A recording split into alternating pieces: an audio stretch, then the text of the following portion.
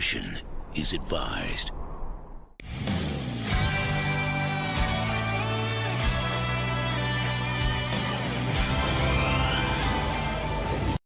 Hello there, everyone. Welcome back to Geeking Out. I'm yours truly, Don Dankmaster, here with my boy Don Frickin' Prime, baby. Evening, folks. Good evening. Yo, guys. Yo. Let us know in the comments how our audio is going. There's been some issues happening on StreamYard tonight, out of all nights, because we have a lot to talk about. Let me see. So, hey, can you guys hear us correctly? Can you hear Don Prime? We want to know. Let us know in the comments. Yep, we've been playing with our settings, and everything we do, StreamYard doesn't still like it. So hopefully we're coming on pretty decent. Hopefully I don't sound like a robot, but you know, if it does, it does. And unfortunately, there's not much we can do about it this evening. It is what it is, guys. It is what it is. But yo, guys, how's everyone been? I hope everybody's doing pretty good. Oh my God, so much to talk about today. But the one thing I really wanted to, talk about is the Soap Reactors with Don Prime. Don Prime has a nice little setup he wants to show us. And also get into detail about, the do's and don'ts with posing figures. Like, do you, what are the dangers of posing your figures? And, you have to know these issues because it might cost you in the end with trying to repair it, putting money into it, putting more money into trying to repair a figure. Like we'll go more into details with that. What's up, everybody? Yo, Ramon, what's up? Albert, hey, everybody. Oh my God, exotic cards. I always knew posing as a Boston spy was dangerous. Bacardi, let's go. Get out of here. You get out of here with this, man. Wow. Oh my God. But yo, we do have some news. Don Prime, would you like to announce the news? Oh yeah. I told Nate. Nate said I had to announce it.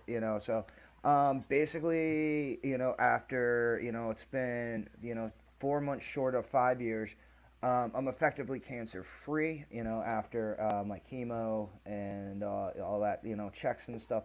So I got one last scan in December, and then I'm finally done. And yeah, so just congrats, man. Yeah, thank you. Congrats, man. Yeah, you've been talking about it. You've been talking about it over a year. Yeah. So the nightmare of the last 5 years is slowly coming to an end. So. Well, wow. No, congrats, man. You finally, thank you. You can actually, feel relieved. Oh yeah. Because it's not an easy thing, man. My grandma at the moment is going through it as well, but she's making it through. But yeah, it does suck. But hey, man, you made thanks, it. Everybody, appreciate it. Thank you. Yes, thank you, everybody in the comments. Thank you. Like I wanted Don. He was he didn't feel like he wanted to announce it. I was like, nah, bro, you gotta do it. You gotta let the people know, man. Let the people love you, man. You gotta let the people know. Hey, thank you. Appreciate it. They appreciate it. Man. But yeah, but also, guys, I hope everyone is doing well with your health as well. Always check up on yourselves, because that's the best way to make sure you avoid you gotta make all these precautions. You gotta take your time with things, but also be aware of what's going on with yourself, because you don't want to find yourself in that situation. Yep, definitely. So. But yeah, what's up, everybody? What's up? Yes. Congratulations to Don Prime. Yes. Thank you. So what's up, OG?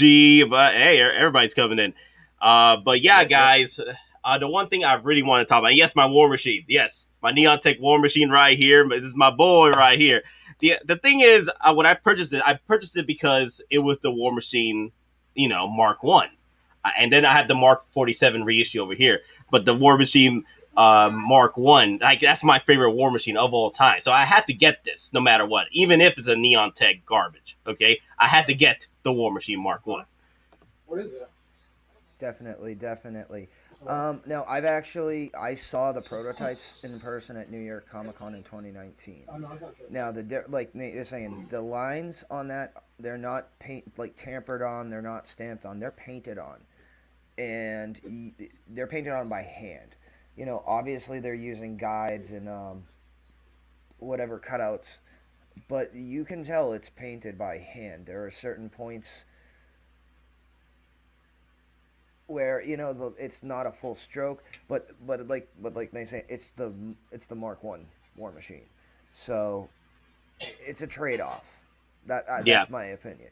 And then Jazzy, he's asking, what's the retail of that Neon Tech War Machine since it's not diecast? I think it's like what, 350 for this?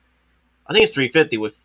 I think it might actually be close to selling out because they always, well, unless they're lying, they put their FOMO thing up. Yeah, because there's a streamer saying it's almost sold out. Yeah, it's not already. Well, actually, it's been doing that all freaking year. Like, I posted it last year. About this figure selling out because it hit blue screen. That's why I bought this so early. If I had just waited, I probably would have gotten it, with a better deal, because there was like a 30% off on it during the sales during December, and I was like, damn it, I already ordered this thing. I already have it in hand. I already have it in the house. I was so mad, but it's all good. But yeah, yes, Sideshow does that sometimes. But yeah, I am so excited. I just can't hide it, baby. The freaking Mark One War Machine has freaking made its a return, baby. It has made its return, and only almost nearly $20 more than the original price of the War Machine Mark One. Yeah, this is a situation where they know they're gonna make their profit. They make it reasonably priced. They're gonna sell a hell of a lot more than if this thing was $415, $430.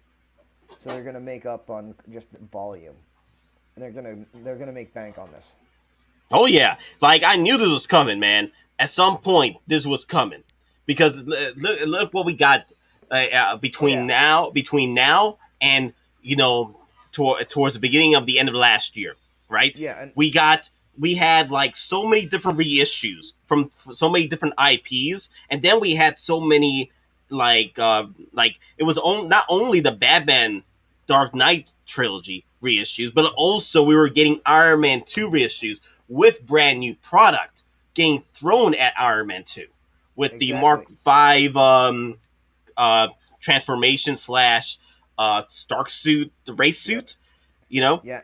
Okay, your volume is way louder than Don, so ideally either lower yours or raise his. Okay, so Don, try and see you can raise yours. Hold on one momento.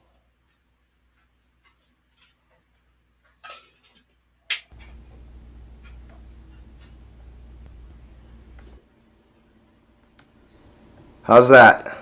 Okay, lowered it just a tad bit more. It's good. I like it. All right, how's that? Okay, that's fine. Okay, cool. Okay, everybody, just let us know in the comments how you feel about Don Prime's volume. As you were saying, Don, about War Machine. Yeah. Now with them coming out with this reissue, them putting, like you said, new product out for Iron Man 2, I honestly think the hammer droids are now a real possibility. At least one or two of them. If they don't do all four. You know what? I wouldn't be surprised with that because Hottoys is just throwing money at the Iron Man 2 line with that Iron Man Mark V I just mentioned with the racing suit. They just threw that figure in there as well. They didn't have to do that, so there might be a chance that we get the hammer drones. Yeah, I mean, and they don't have to be diecast either.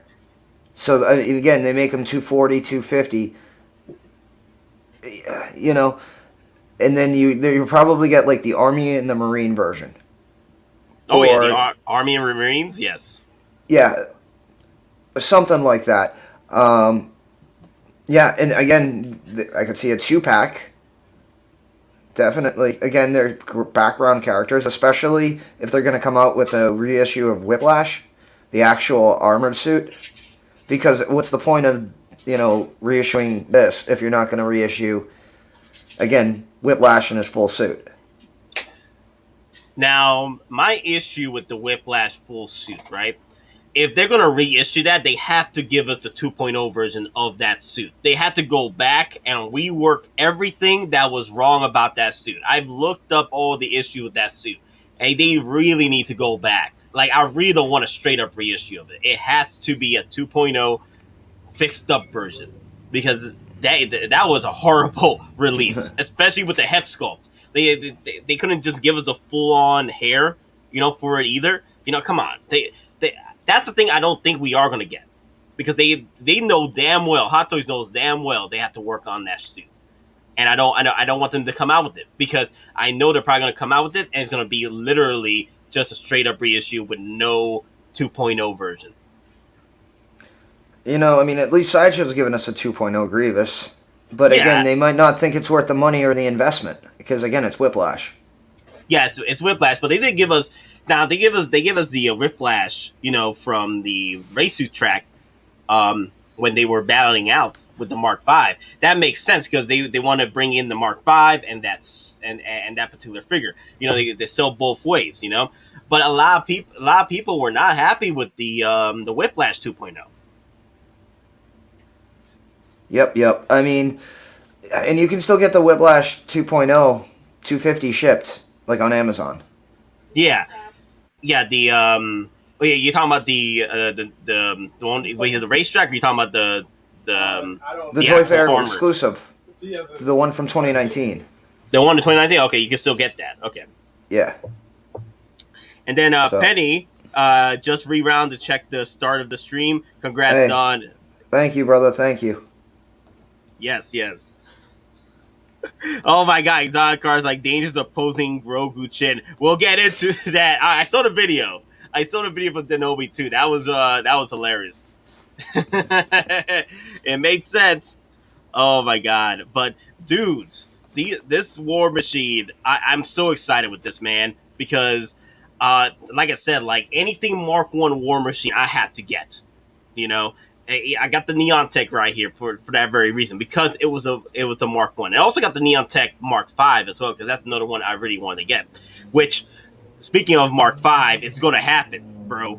It is going to happen. Yes. So, and again, like I said, Mark 5 is going to happen, reissue.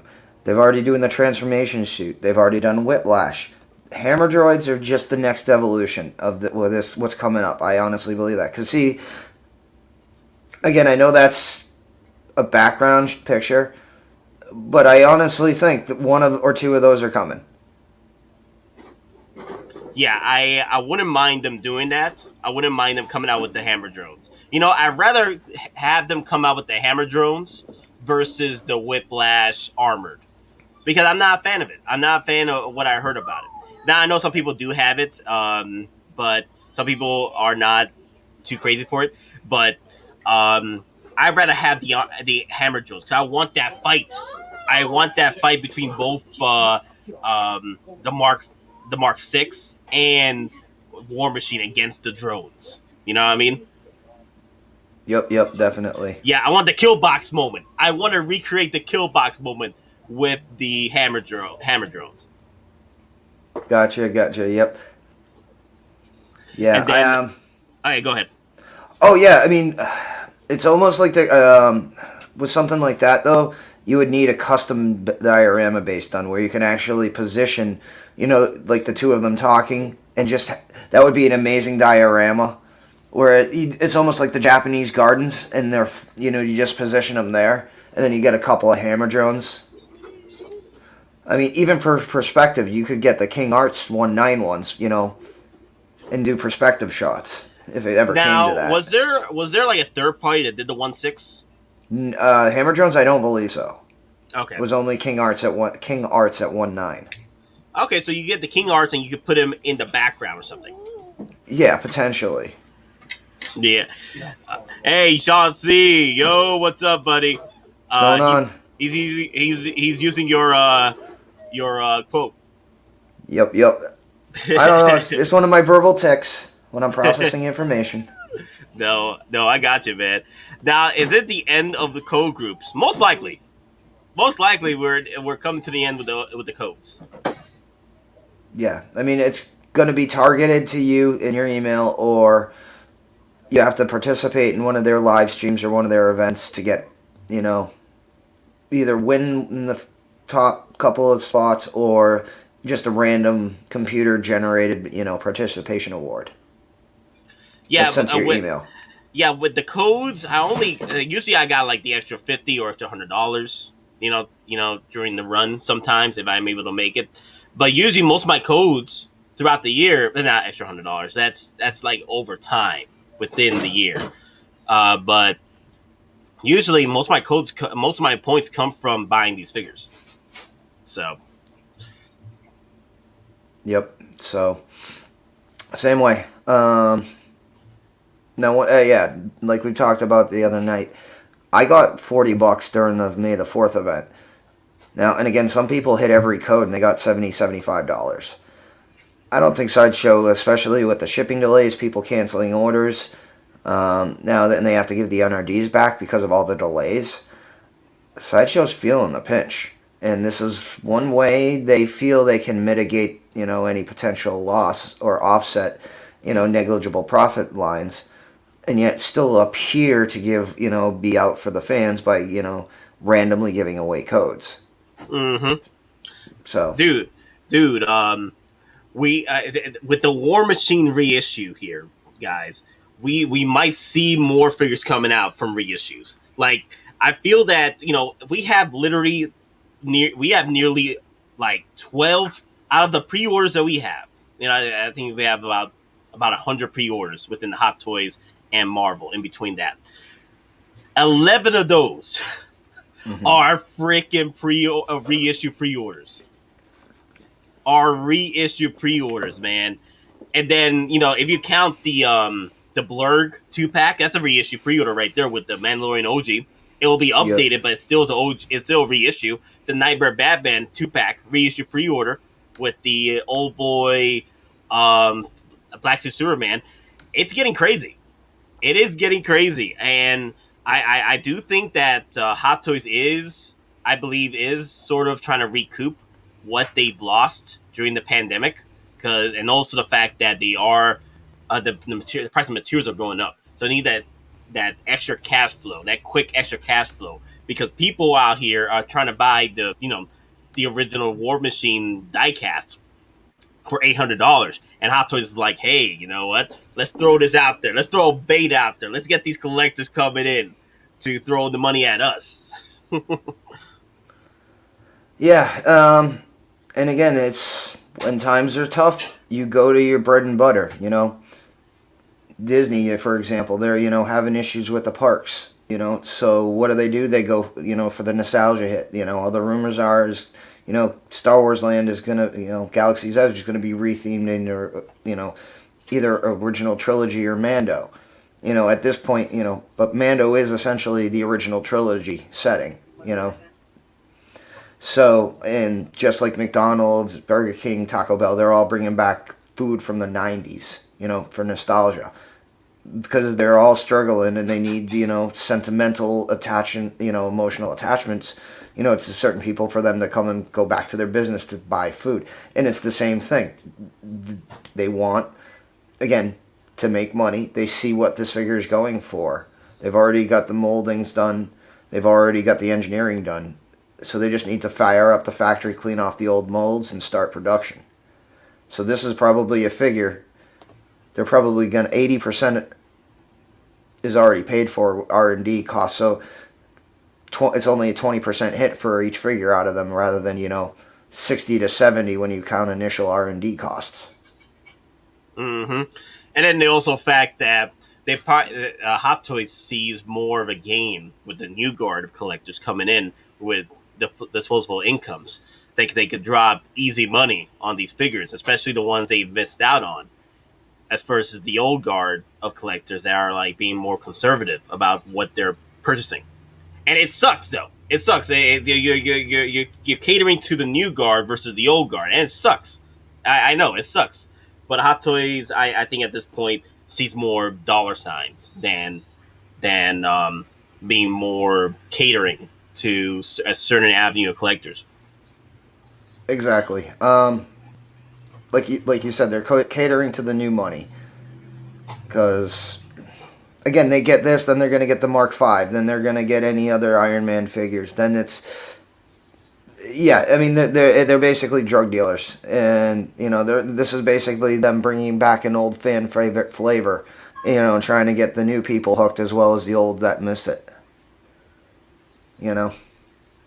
Yeah, it sucks because there's a lot of hell. We didn't need this at right now. We didn't need this pre-order right now to happen. It was going to happen, but it was not. Where is Ares? Okay. Unfortunately, guys, the schedules are going crazy out here. I'm hoping that Ares, because Ares, he does know that he has a spot here on Wednesday streams. I always have a Wednesday stream. He knows he has a spot here on the channel to come in for Wednesday streams. Unfortunately, because of his schedule now, he's gonna try his best to make it to our streams for Geeking Out, but it sucks. But it's the summer schedule now, so things have been changing up. He moved over to Friday streams where I can't make it to his channel, unfortunately. So I'm hoping that when the summer is over and he gets back to his Saturdays and he's able to have more free time to join up on our channel, and then I'll be able to join his channel on the weekends, because I can't make the Fridays. I can't make the Friday streams with him because he starts at 9 p.m. I'm literally going at work when that's happening. Yes. So, and everyone's jobs are changing. Positions are changing. Responsibilities. So everyone's, trying to work what they can with what time's available to them. Yeah, it sucks. We actually tried to join up on a stream last weekend on Aries' channel, but he ended up canceling due to scheduling. So it sucks. Negan's like, you guys will work? Yeah, we do. Yeah, we have that chemistry. Yeah, I love it, and I'm hoping that when things start opening up again, schedule wise between me and Aries, we'll be able to bring each other back together again. So, yep. But now here's another thing I wanted to talk about. As far as give me food. Give me. It's hot. Anyway, so my question to everyone here on the stream and to you, Don, is this the end of the Grail line? Is this the end of the Age of Grails? Because this was pretty much the break it. This is the one. Out of all the figures out there, the War Machine Mark I, that was literally no way to happen to get a Grail out. Okay, because people saw a lot more. Again, there were signs that it was going to happen, but people saw the Mark VI coming out as a reissue versus this one. But this one, the Dark Horse, literally, this figure was selling for $800 on eBay, right? Yep. So, and people literally dropped $600, $700 just recently, the past few days before this release happened. So this was going for money. This was a Grail piece to have. Everybody that you talk to about War Machine, they've always said the top three: the Mark I, the Mark IV, and the Mark III, which is also the Mark III Punisher, because the Mark III is a very nice suit. I have the Punisher Mark III. That's the reason why I picked it up, because that Mark III is excellent. Yeah, and I have the Mark IV, and it's amazing. Yeah. So, how do you feel about that, man? Listen, and some of you might have seen my picture on 6 Scale Survival on Facebook. I'm actually going through a Marvel purge right now, but so my Mark IV is still staying with me. I'm not going to grab this, but this is perfect, and this is awesome for anybody who missed it the first time, or for anybody who wasn't even in the game when this was released. Yeah, I wasn't in the game. I was not in the game in 2016. The only figure I bought in 2016 was the Darth Vader Rogue One. I only bought one figure. All right, I only bought one damn figure, and that was the Rogue One Darth Vader. And then I went back to buying I went back to buying Hot Funko Pops, and then I came back in 2019 after EndGame. So I missed out on the War Machine. Yeah, I mean, this is perfect. Who knows? They might, retweak certain things. They might address little minor issues because, again, it's not going to cost them that much to do. So it might actually end up being a better figure than the first release. Who knows? But yeah, a lot of people are coming out, man. They're coming. The reason why I say this is the break it figure. People are coming out literally in droves saying that they're canceling Hot Toys. They are canceling their wallets for Hot Toys. They're moving over to statues because it is the most limit. It is more limited than the actual figures now. Yeah, I mean, that's one of those things. Are these figures for your enjoyment to collect, to screw around with, or are they actually, basically one-6 scale investments? I mean, a lot of these people, they're literally pissed because other people now have the opportunity to get this figure at retail price. And that means, they can't go around and charge 2 to 3 times. And it's almost like it's the hitting their ego or a sense of entitlement, that their figure collection is worth X amount of dollars, and that's, like a status symbol. Which, I understand, that there are collectors out there that do find these as investments, and it makes sense. Like, yes, like these possibly could be investments, for your collecting habits, and then the talks, the Grail talks. Like, yeah, I have this one that came out so and so years ago. You can't get this anymore and stuff like that. I do understand that kind of talk, man. I forgot the phrasing. It's the phrasing escaping me when you're talking, hyping up your collection with a certain Grail that can't purchase anymore and is going for bungles of money. But at the end of the day, these are high-end plastic. He's hyping? I was going to say, what, is he hyping himself? He's his own hype man? Yeah, your own hype man. It's a phrasing. It's another phrasing, though. I forgot. Okay. It's another phrasing. I keep forgetting what's the phrasing. Then the word is escaping me right now. But it's your own hype man, pretty much. You are your own hype man when you're talking about this Grail figure that you're posting on Facebook about. Which is fine. Like, you can do that. It's fine. But the problem I've been seeing a lot, with the community now, a lot of collectors are just coming in fresh out the freaking gates with disposable incomes, wants to spend this money on these damn figures, especially on the Grails that they missed out on. And Hot Toys does see that. And Hot Toys wants to cater to that market. Yeah, I mean, and you can't make everyone happy all the time. So, I mean, you know what Hot Toys is going to do? They're going to be like, okay, and they're just going to move on. Because, for everybody that cancels, you're going to find 2 or 3 people who just see this for the first time, and they're at least going to get their foot wet with this, Or, again, Hot Toys is going to basically look at it and be like, probably actually not even notice it, because the people who are now canceling compared to people who are now pre-ordering is probably so immense, it's not even going to register anywhere. No. So it is what it is.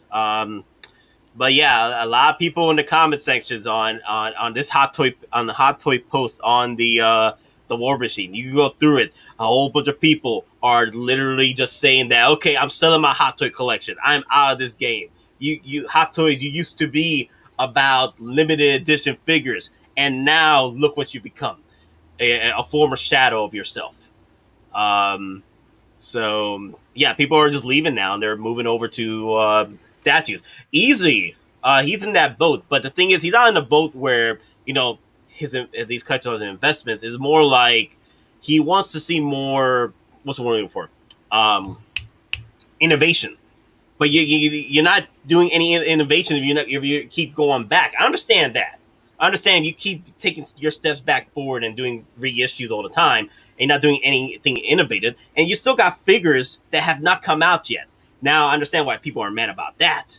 Where Hot Toys is still, like, we still haven't seen the Pennywise. We still haven't seen the Iron Patriot. We still haven't seen the Rescue. We haven't seen the Anakins and the Obi-Wan Kenobi. Not Anakins. The Obi-Wan Kenobi. You know, a lot of Yeah. these. Yeah. So I mean, from a business perspective, if you need cash, and like I said before, you go back to nostalgia. You re-release nostalgia. You get the money. Then when you have the money, and again, and we're still in the pandemic, and the situation in Hong Kong is much different than in the United States. So again, they possibly need an influx of cash.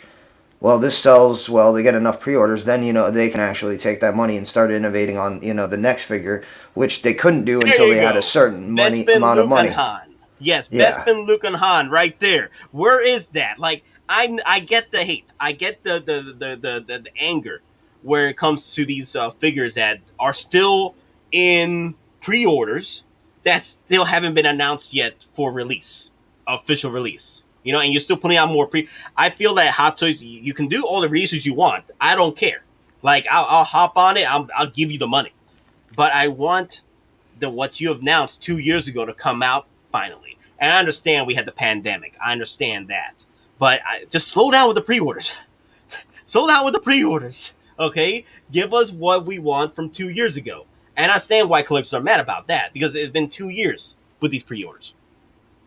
Yeah, exactly. I mean, again, people are still waiting for Cap, and it's been possibly longer than 2 years now, at this point. Because I think he was unveiled April 2019. Yeah. Yeah, so I mean, we're going on 26 months now. Yeah, like I feel that Hot Toys did have this set of figures that were going for reissue pre-orders, right? In like spread out, right? They had these all spread out throughout maybe 2 or 3 year span, and then what happened? The pandemic. They literally started like, okay, you know what? We need this extra income. Let's throw these out there. Boom, bada boom, bada boom. Because remember, I think you pay like a third of your pre-orders at China. When you pre-order in Hong Kong, you pay a third of it. From what I was told, you pay a third of it, a third of that chunk, and then you pay the rest, or you can pay in full. You know, and remember that's where most of their income comes in is from Hong Kong because that's their market right there. Yeah, exactly. Now, I don't know how every store is different. I don't know if Sideshow requires, again, like full payment prior to, them ordering it. Obviously, they need payment before they deliver it to the store. It could be different, depending on what type of contract you have with Sideshow. If you order X amount or you're allotted X amount, you pay one amount, but if it's up under that, you have to pay a higher percentage. I mean, all those are unknown. And again, every situation could be different, based on what that store does for sales. Who knows? Dude, Raymond put a good one right here. All these collectors say they're leaving, but I don't see their sale posts. Like, show me the goods. Show me the goods. I'll buy your sale posts. That's what he's saying. That's what Rainbow is saying right now. Like, post it up. I will buy it right now. Actually, I just seen someone post up all their Iron Mans for sale. Like, true story. I just saw that a few hours, like an hour ago. Someone just posted it. Like, their whole Iron Man collection gone. Like, no, I'm out of this game. Because there was kind of like this hierarchy with Hot Toy collectors, where there was the Iron Man collectors, which were like that meme where from Twilight, where the vampires are looking down on the other Hot Toy, looking down at the other peoples, and it was like No. so that's the meme, right? So you got the Okay. Hot Toy Iron Mans, and you got the regular Hot Toy folks, and they're like, "Bruh, but there goes my Hot Toy Iron Mans. They're the Grails. My status is gone, baby."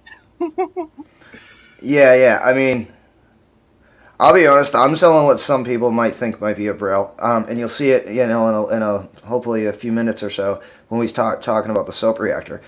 I'm gonna be letting my Diecast Mark IV go to help fund. I think I'm gonna grab a quarter scale Mark III. So yeah. But let me see. JB Collections, they better do the Mark. It's going to happen. They came out with the freaking Mark 1. Mark 1 War Machine. They came out with this. You know who's next? Our boy, the Mark 6. Our boy, the Mark 6 is coming. Okay? Wait, did they ever come up with a Mark 6 for Iron Man 2, or they just moved it over to Avengers? The Mark 6? Yeah. That was always Iron Man 2. The only Iron Man suit from Avengers was the 7. So the Iron Man Mark 2 was not. No, the Iron Man Mark 6 was not packaged as the Avengers figure. No. Oh, okay. Wow. Now, I didn't know that. You did get like the display stand and the rotating gantry. Yes. Obviously, that was from Avengers, but it was marketed as the Mark 6 from Iron Man 2. Okay, so they moved accessories from the Avengers film and moved it over to the. Okay, that's pretty cool. I didn't know that. I literally thought that was the Avengers Mark 6. No, I mean I could be completely wrong, but and if I am, please someone tell me. Okay. Okay, so Sean Donnelly is saying is okay. That guy wasn't okay. That's what I was thinking. That was what I was thinking. Okay. Oh, all right. If I'm wrong, I'm okay. If I'm wrong, I'm wrong, and I'm wrong. Okay, so speaking of Sean, he did say a good point here. A Grail piece should be an individual's perspective and not a market watch item. I collect to collect, not an investment. That is true, though. I do agree. A Grail piece should be something that you consider a Grail in your collection. It's not something that someone else. You can agree that yes, the Yondu is a Grail piece, and you have people that agree with that. But it's something that you consider a Grail. Okay, you yourself consider a Grail, not the other person does. You know what I mean? If you're looking to go buy the Grail piece Yondu for $500, $700, that's all on you. But you're buying that not because of the price, but you're buying it because you yourself believe it is the Grail piece. So I feel like there are collectors out there that do go after these figures because of the price, and they consider that price as the Grail versus the actual figure itself being the Grail. Why it makes it the Grail. You know what I mean? Yeah. Like I said the other night, like my Grail would again probably be Platoon, Chris Taylor, or Aliens Hicks and Hudson. And again, it's not because if they come on the market they're extremely expensive. It's just I really want those two. I want one of those three if I could. If I could get all three, I would jump on it, but not for what they go for when they actually do come on the market, because a lot of them unfortunately aren't in the best condition. So Rodrigo's like, if the Grails are all available at a retail price, everyone would have it as their first figure. That's the thing, though.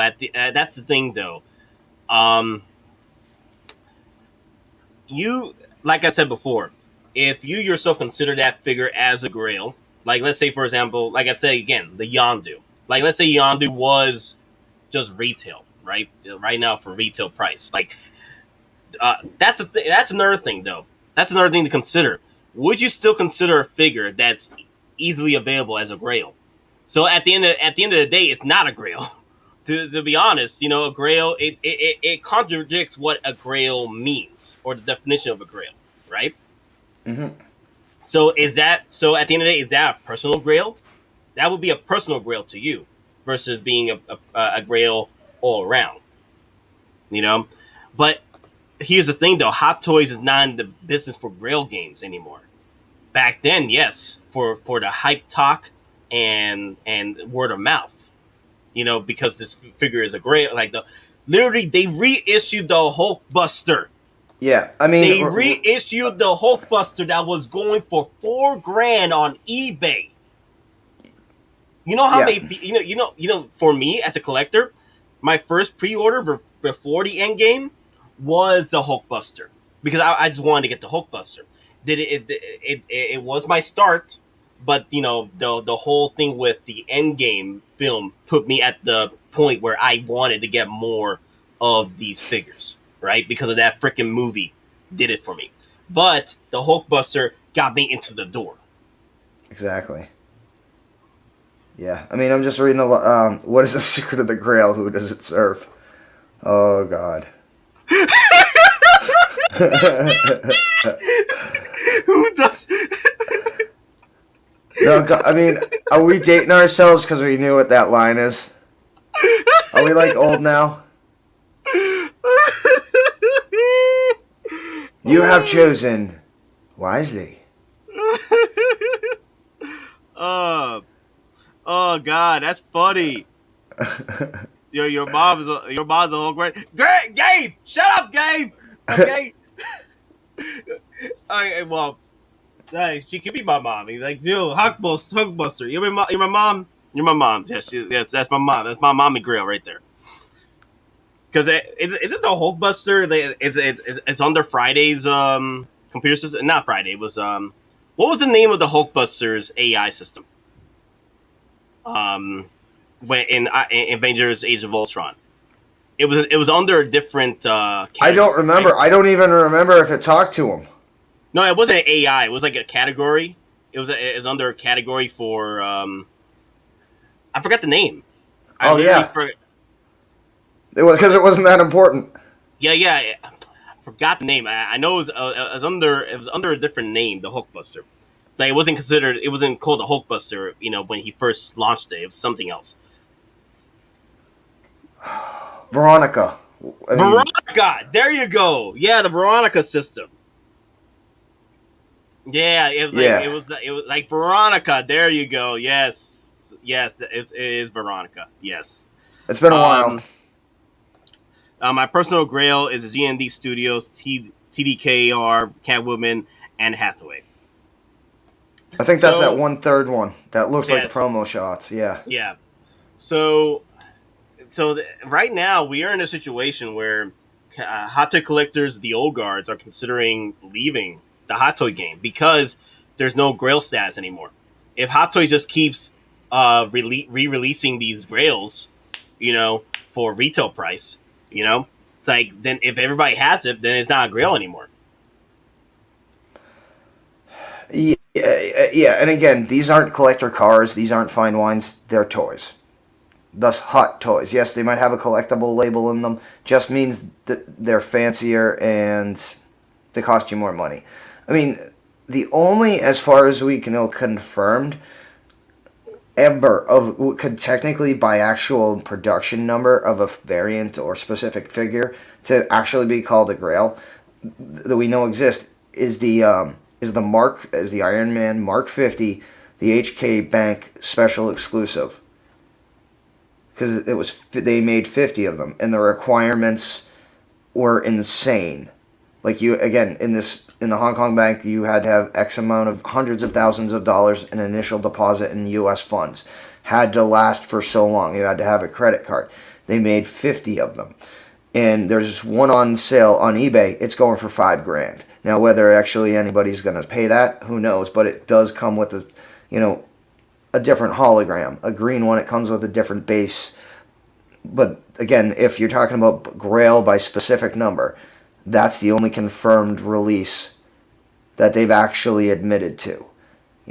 Aside from the auction they did years ago for the Don Corleone Godfather. But again, that was an auction. Yeah.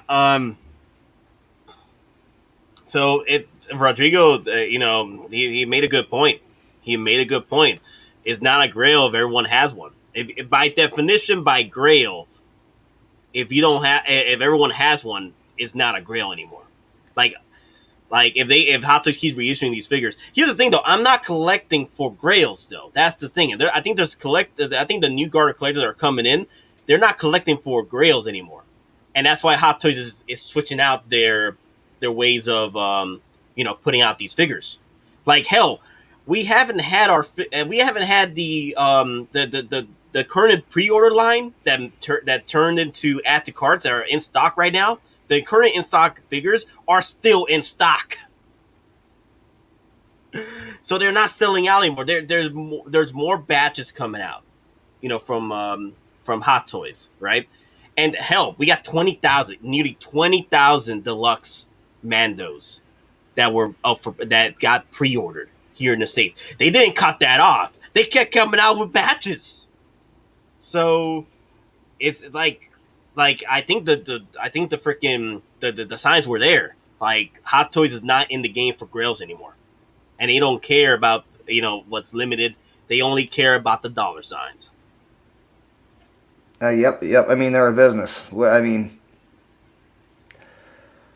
I don't know. I mean, again, they're no different than any other business in the world. It's just we're paying attention to them because this is what we collect. This is what we put our money and time into. So. Ah, man, it sucks. It sucks for the older collectors, and then the newer collectors, they're like me right now. I'm excited. I want this. This is the figure I wanted. Like I've sold the prices. I'm like, no, I seen the cheaper versions where it was the plastic version of the War Machine Mark One, and I was like, nah, I want a diecast. I'm moving away. Hell, I sold cheaper versions of these same suits because they were plastic. I didn't want them. I want the diecast. And the War Machine Mark One was just too high for me to I don't want to spend $800 on nearly $1,000 on a War Machine Mark One, just to get one seal. But now since Hot Toys is dropping it just for $375, it's all in. Exactly. Now you just like I said before, you just hope they make slight upgrades, slight tweaks, especially like on the gun belt. Just reinforce it, make sure it doesn't deteriorate. Or if it doesn't crack with the dynamic movement, on the rotating swivel arm. Yeah. So, Hot Toys MMS 1000 will be a grail. Yeah, what? 1000. Yeah, that's going to be a grail? Nah, that's Yeah, funny. so at this current rate, it's only going to be released in 2028. Okay. So Anakin twins. Trivia time. Do you know the reason she's named Veronica? So, I guess commented in the comment section. I don't know why she called Veronica. Well, I know. I just want to I want to see if someone pops it in the next. Veronica Vaughn. Minute. Veronica Vaughn. There's a reason why. Okay. Yeah, there's a reason why. But I'll mention it later because I hope I know because I remember reading it one time. But anyway, yes, we are getting the Iron Man Mark One. Iron Man Mark One. I want the you see, I want the Mark One. Iron Man Mark One. Please, Hot Toys, give us the DX Iron Man Mark One. Okay, with putting Tony Stark inside of it. Yeah. Yeah. Like you got Mark Ones on the brain. I got Mark Ones in the brain, baby, and the War Machine Mark One is in my brain right now. And at the moment, let me see, let me go back. There you go. So for $375, only pretty much about $20 more than the original release. It's not bad. They could have easily put this at $400. I'm surprised they didn't put this at $420 because of inflation. I'm surprised. This could have been $420. Yep. And there's no updates to this figure. It's all the same thing. Now, because of new materials, it might have some updated features, like updated features by because of the material wise, because it's not the same materials as before. But it's still going to be the same figure. Overall. Okay. Gotcha. Yeah, it doesn't say anything about it getting updated of anything. I mean, at that price, you don't expect it to. Now, if it was $430, $440, $445, something like that, you would expect everything to be diecast. That could be. Okay, there you go, Betty and Veronica. Yep, there you go. Because Tony had a thing for had a crush on Veronica. I think that was one of the reasons. Yeah, he had a crush on Veronica. Okay. But yeah, Nate knows something that we don't. What are you talking about? Someone said it earlier in the chat, something about a harmonica. But yeah, it's now the thing is with what's going on with these reissues. Hell, man, we could see a lot. Like now, what do you consider? Like, do you sell do you sell these sell your grails now and make bank before Hot Toys decides to jump in and reissue them, like the Mark Six? If they keep going the same route they're going, the Mark Six is eventually going to get reissued. So how do you feel about that? Do Again, you think? it's all again. Are you collecting for money? Are you collecting for investment? Are you collecting what you like, or if you're selling it, are you selling it just to make money, or are you selling it to fund another project or another figure where it doesn't mean that much to you? It's all variants of what you're doing. There's no catch-all answer. The thing is, it's not. It's like when, like we don't know when it's going to happen, right? But Yeah, I mean, it's all about timing. But again, does that figure mean something to you? Is that something where you have to keep it and you're only going to sell it if you get top dollar for it? Or is it something you bought, it looks good in the background or part of the collection, but you have no problem letting it go to, again, fund other things? And if that's the thing, if that's the case where you have no problem selling it, then obviously sell while the iron's hot. Strike while the iron is hot. Get what you can if you want to go that route. and also the fact that now collectors are playing the weight game. They're not. If this happened with the War Machine Mark One, why would a hot toy collector go now on eBay and buy a Grail piece? So now you'll have less people in the freaking pond going after your damn Grail piece, or Grail resale price piece. Like for example, they're like this, like the whole idea that Darth Side Anakin right now is at say pushing $700, $800, right? At some points, you as a collector, do you go and buy that now, or just wait till the Kenobi show and see if Hot Toys decides to drop a reissue of the Darth Side Anakin to go with that show, which has been confirmed that there is going to be flashback scenes with Anakin Yep. and Kenobi. Yeah. Again, that's up to you. Do you really want that figure? Do you really want to spend? Can you spend that $800? Again, it's up to you. If it was me, I don't know. Honestly, I would have to seriously think about it. For $800 for a single 1/6 scale figure, I mean, that's pushing even my boundary. Yeah.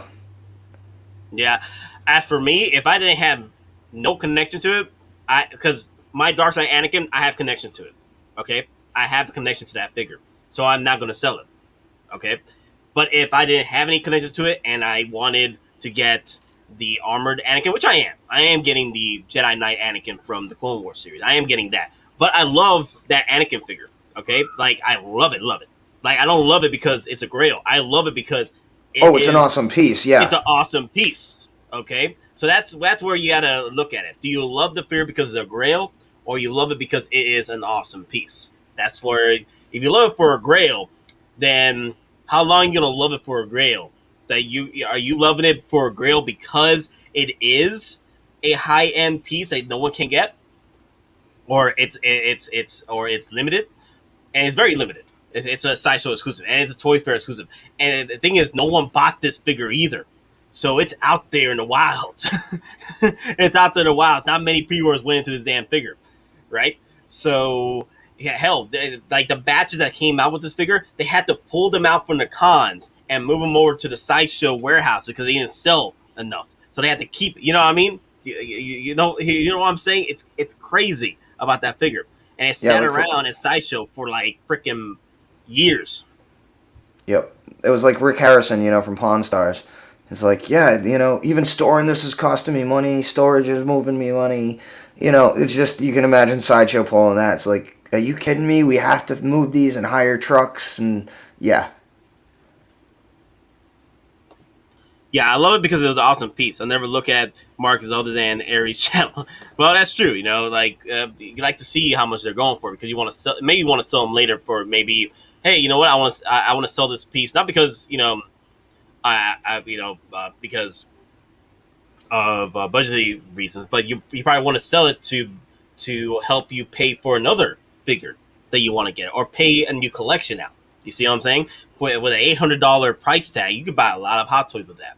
New Hot Toys. Yeah, exactly. Or a quarter scale. Yeah. Or a quarter scale, yeah. Like you're doing. So, yeah, all right. So, yeah, we can jump into what we're going to talk about.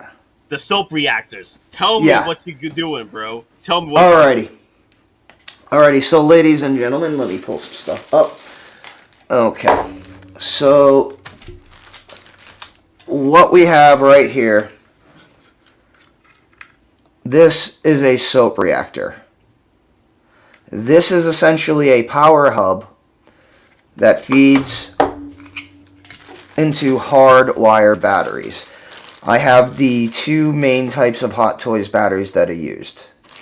This is the LR44. This is the larger battery.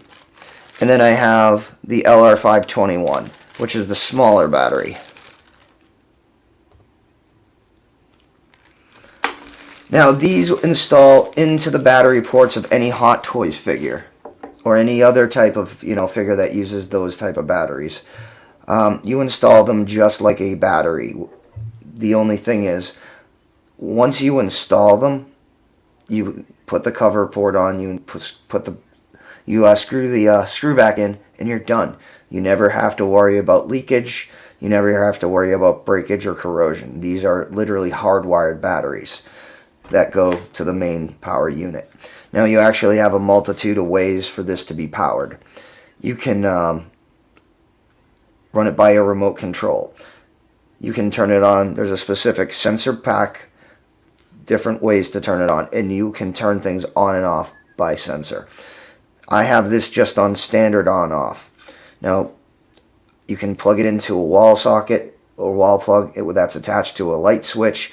You can do it to one of the smart plugs, or you can do it to one of the plugs, again, that's attached smartly to its own socket. Now, I've got a smart plug right here. This is just the standard smart plug you would get on on Amazon. Now, I have labeled this as Stark, so I'm going to put this in the power socket. And it takes about 10 to 15 seconds, for the device to register it on the network. Now, Jazzy is asking, is it one port per, let's say, an Iron Man? No, I'm gonna tell you about the ports right now. So, you have 8 main ports. Now, the main ports on the front, they connect the 2 main large style of the batteries. So, and I'll show you the Mark IV diecast. He uses 4 ports because he has 4 separate battery compartments. And then I'll show you Thanos, and he has 1 compartment in the glove. So again, all 8 of these, they're all for the standard 2 styles of batteries. There also is the ability to get AA and AAA batteries. Now the AA battery pack, they also fit into one of these 8 main power hubs. The AAA batteries, however, they fit into these 4 different hubs. So right off the bat, you've got 12 different connection ports. And then you also have a USB port.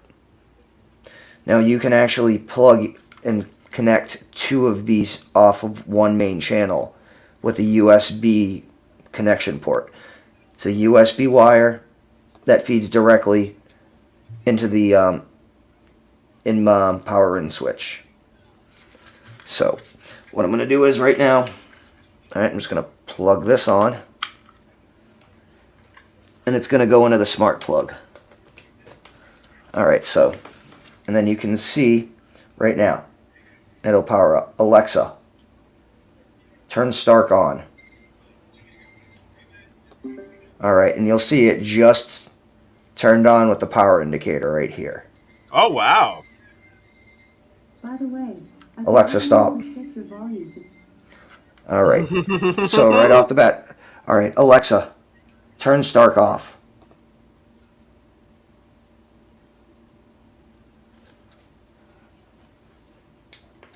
Okay. Alright, so now, just as an example, we have Thanos. Thanos has battery pack and the gauntlet. And so we have just the standard wire. You know, I think he uses the LR44. Alright, so we're going to plug Thanos in. Alexa, turn Stark on. Wow. Alexa, stop. Alexa, turn Stark off.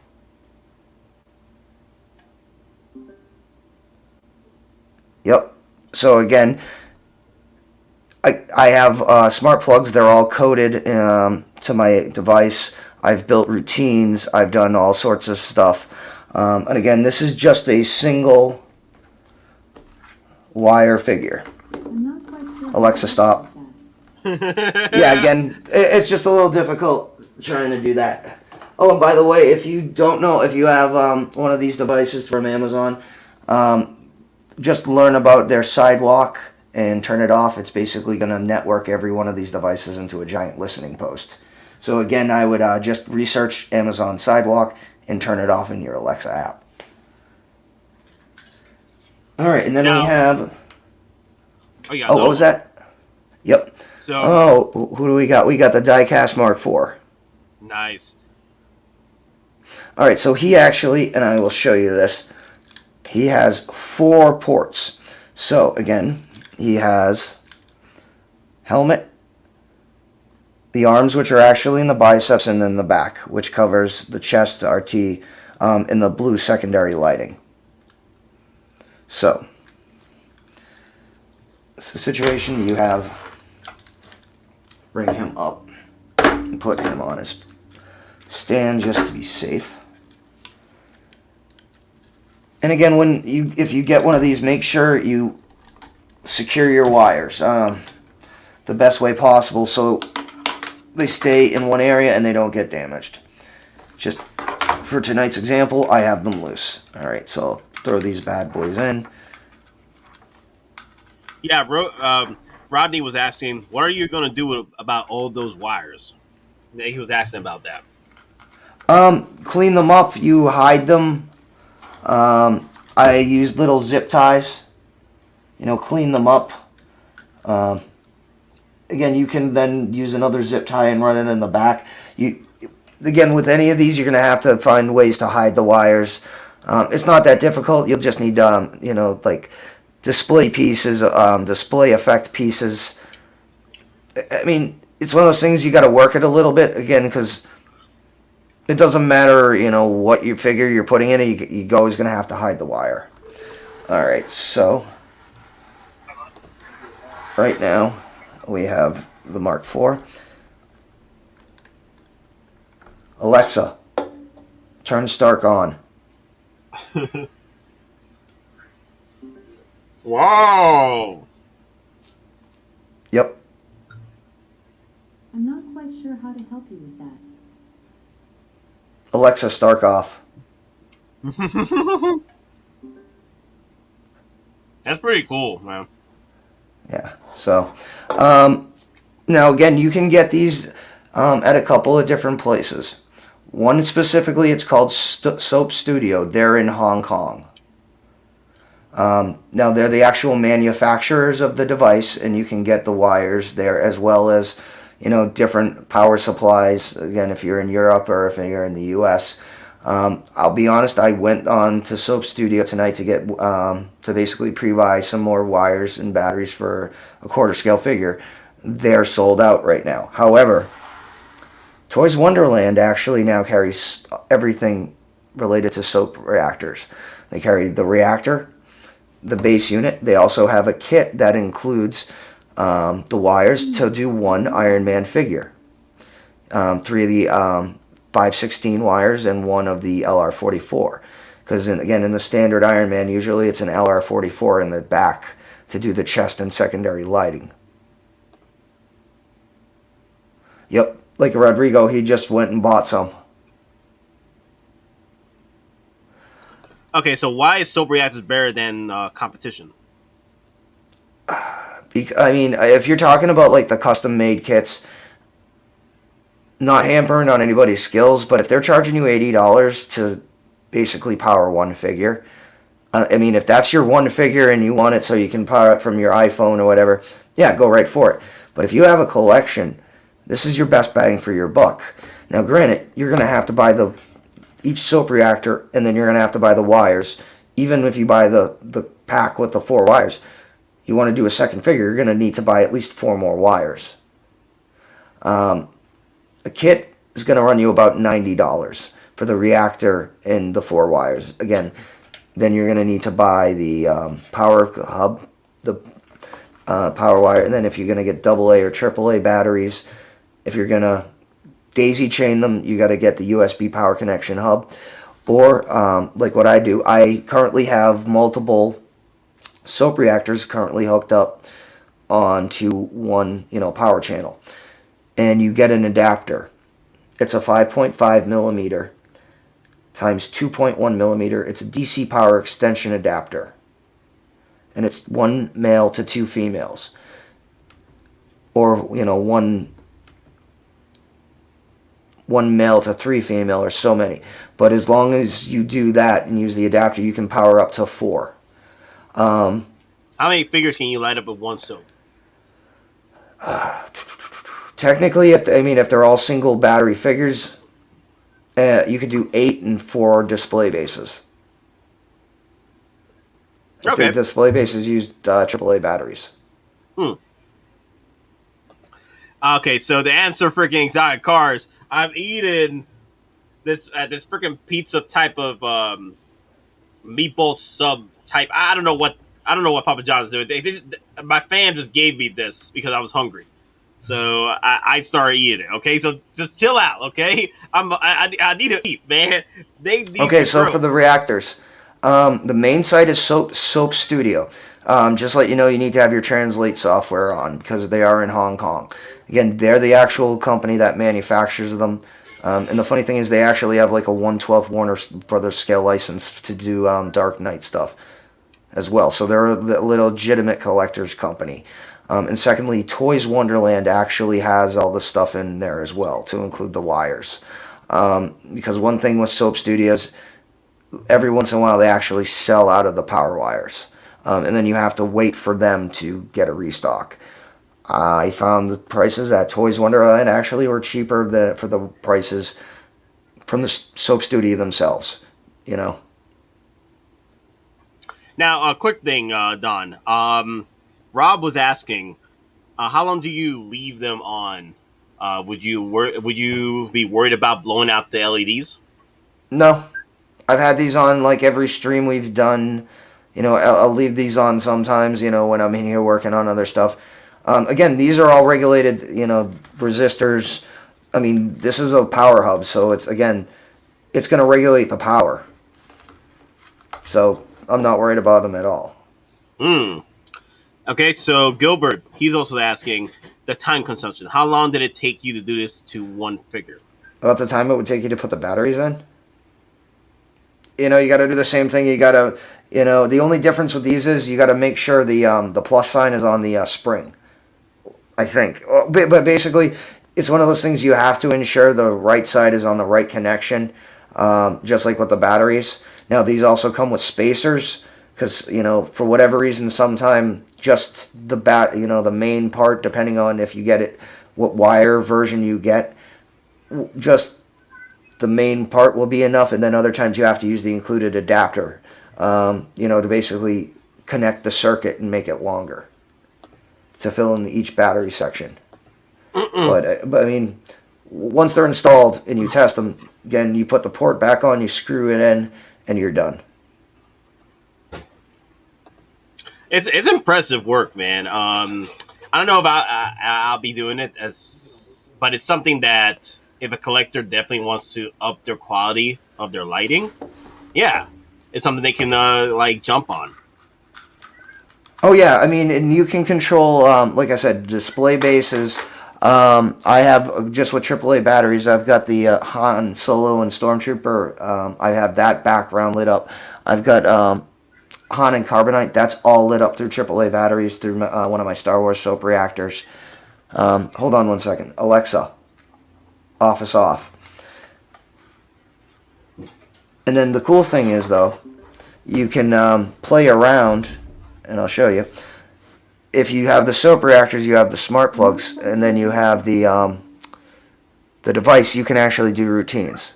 Alexa, Mandalorian. Wow. Hold on.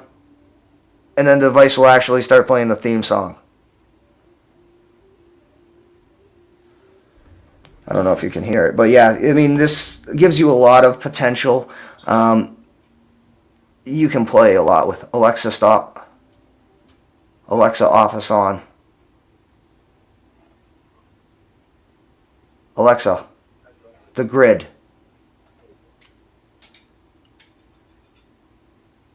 Alexa stop. Again, and then yeah, we, and so then we got him copyrights. Thank you, Don. that's why I'm like, stop. Yeah, I mean, make us down a sandwich. Yeah, so again, it's all about how in depth that you want to do this, how much fun you want to do, and like, there's actually a self-destruct mode in this from Star Trek. Really? Yeah, I can, but you need actual Picard's authorization code to initiate it. Don is the next Stark confirmed. Yo! Thank you. I take that as a compliment. Donnie Stark, baby. Yep. Oh, Yeah, so- man. I love the setup, man. I really do. It's something that you could definitely add to your quality of your displays. That's why I wanted you to bring this up in the stream, because a lot of the people, there are collectors out there that are interested about the soap reactors. Yeah. I mean, and they are a little expensive. I mean, you're gonna get hit on the price of the each soap reactor you buy. Then again, you're gonna have to buy the wires. Then I mean, it's from Hong Kong. It cost me 300 HKD to ship 6 wires. That's how much it costs. Again, you're gonna pay similar from Toys Wonderland for shipping, as it from Soap Studio. It's very simple. It's just one has certain things in stock, the other store has everything in stock. It comes down to basically the same price when you average everything out. It's just, can you, like you said, can you wait, or are you going to jump on that stuff now? And if you want to jump on that stuff now, again, Toys Wonderland has that stuff in stock. I would suggest, though, before you jump in, look at what actually needs to be powered. Figure out what batteries they are. Are they, the 516, or are they the big LR44? Figure that out before you place an order, and you order, too many of one wire and not enough of the other. Wow. Don't just jump into it. Take the time, and even if you have to go through just go through the instructions, because it'll tell you in the instructions what the battery type is. Yeah. No, I got you, man. And there's also tutorials out there as well. I've seen a lot of videos of people that doing certain tutorials, right? But the thing is, are they accurate to what you explained yourself? Pretty much, yeah. I mean, and I don't know the last time it was updated, but you can actually Google like a soap reactor Iron Man wiring list. And I mean, it even has the exact, what you need for, like, say, the Hulkbuster. Now, the thing with the Hulkbuster is that you need 2 soap full reactors and at least, like, 11 to 12 wires. Now, Ankin Twist is asking, I think I missed the power cord part. Did you order a separate one? It says it doesn't come with the kit. Yeah, I ordered one myself. Like, I have 5 kits going, but I only have them powered on. I only have 3. No, actually, I'm changing the channel, so I'll have them on 4. But yeah, you got to buy that separately, unless you already have one. The only thing that comes in the kit version, again, is the 3, like 516 wires that usually for, like, the head and the arms of the Iron Man, and then the 1 LR44, which is usually in the back. Okay. All right. I have a guest coming in. I haven't seen him in a while. He's been working on the sets for film work, and I'm just trying to figure out why does he want to come in. All right, man, you just got back from the film sets, right? And you want to come in now. Why? Why do you want to come in, bro? I think that there's a very important public announcement that needs to be made, and that your mother is the Hulkbuster. We've already seen this in the comments. Is that what you but I came in think here that for? everybody really needs to understand this. Like, this is a necessity for all 1/6 scale collectors out there. That your mother is also a 1/6 scale Hulkbuster, and she is boss. Are you How you just doing, saying Doc? this because you just want to see my freaking Hulkbuster? Is that No, the I'm not reason saying why? that I want to see the Hulkbuster. Hey, Just, you give know, me a second, guys. I'll be right back. All right. All right. It's been a while, baby. You know, I've been busy. No, I know. busy. I already said it. I've missed all your faces. No, yes, I missed you too. I missed you didn't. too. You didn't miss Yes, me. yes, I You did. only- Yes, you I only did. texted me like one time. Well, how many times I gotta tell you, man? I do not text people. You call me. One time. You call me. I call you. We talk. Okay. I don't like texting. But you text And me. But when you text me quite frequently. But the one time was the only time that you texted me. Hey, what I tell you. When you come back, then we could text a lot more. I prefer you to do your work, and then when you come back, you just came back today, bro. Stop complaining. Yeah, Stop complaining. because I completely wrapped yesterday. So. Yep. Yep. So now we can talk more. Now I can text you more. I can talk to you more. We can. Yeah. So we can catch up. Okay. Damn, you're like a freaking like an ex-wife or something. Okay, that's accurate. That's accurate. Like my ex-wife or something, man. Now you were never married, at least in the United States. In the United States, I was not. Yes. I remember that one time down in Colombia. The year was 1872. You married that. We go back that far. You married remember? that spicy I local. I had my memories wiped at that one point. Did you? Back in that job we did. In the job. We've just done a lot of jobs. Yeah, we did a lot of jobs. You What was that- especially. What was that job in Berlin that we did? I had my mind wiped after that. Oh, the job in Berlin. Oh, that was with Winston Churchill, young Winston Churchill, like 6. You know, he was trying to move some guns across the border into Scotland. For all you history buffs out there, I'm sure you know that Winston Churchill was a gun runner when he was 6 years old. Just like I'm sure Don Prime knows all about that too. He's a smart cookie. What?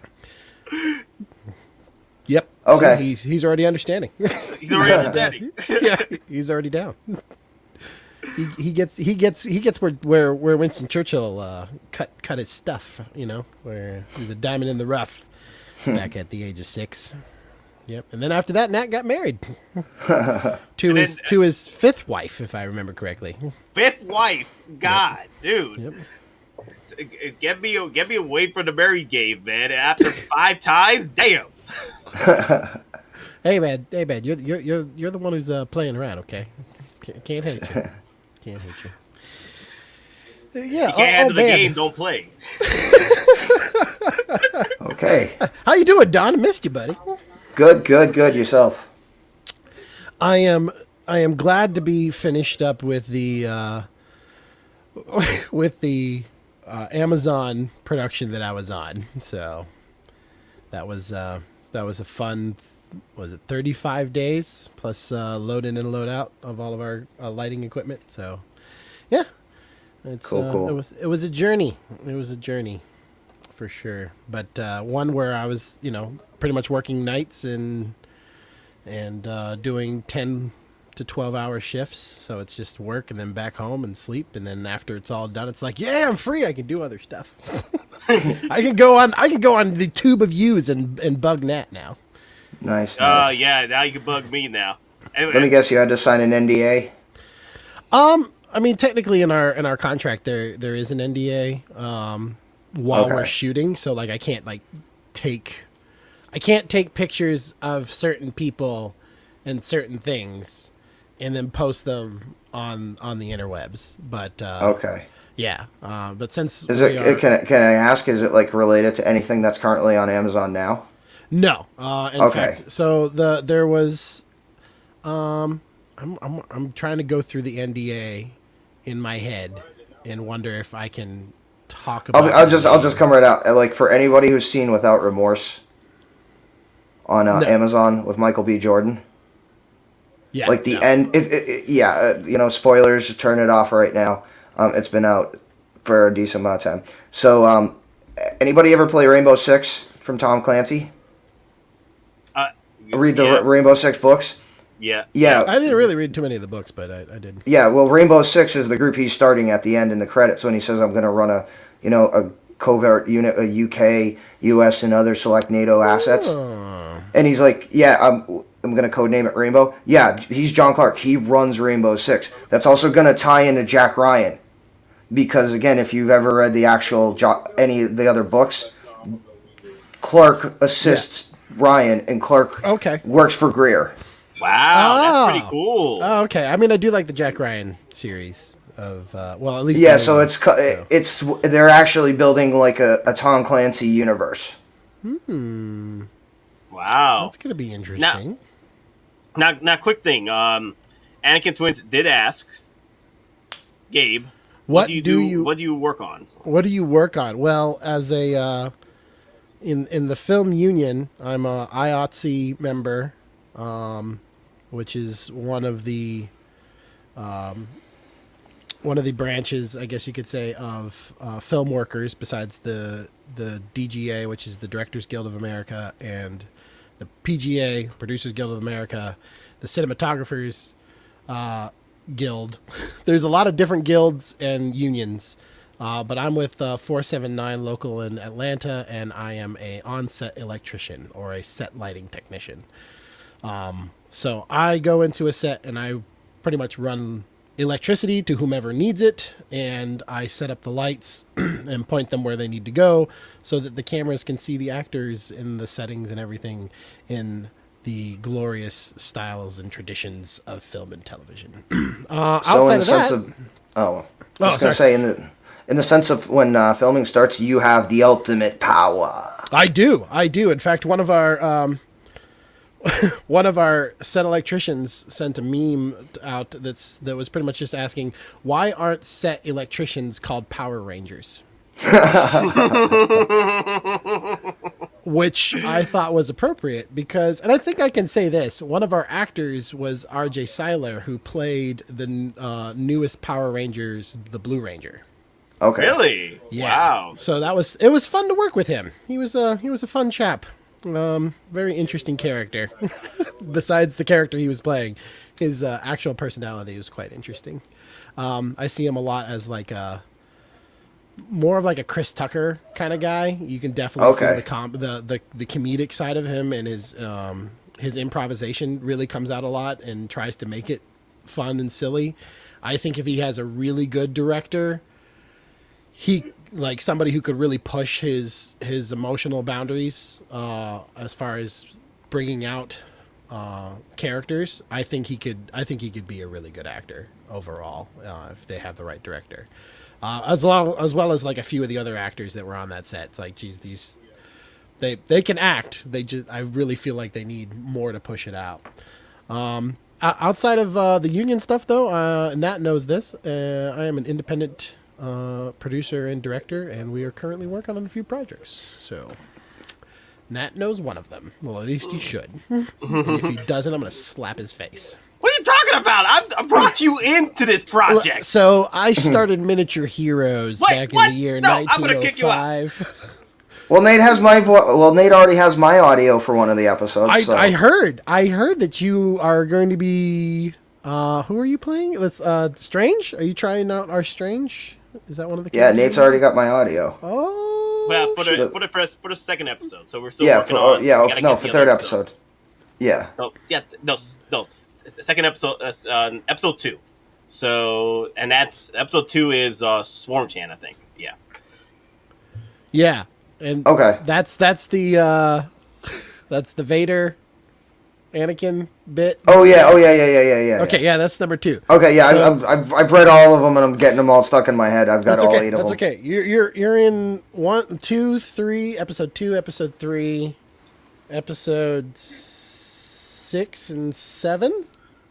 So Yeah. he's in episode Something like 6 that. and he's episode 8. 8. There he is. Yes, he's Okay. episode 6 and 8. So 2, 6, and 8. Work on any. Somebody has just asked, and I'm looking at the chat. Work on any MCU or Walking Dead.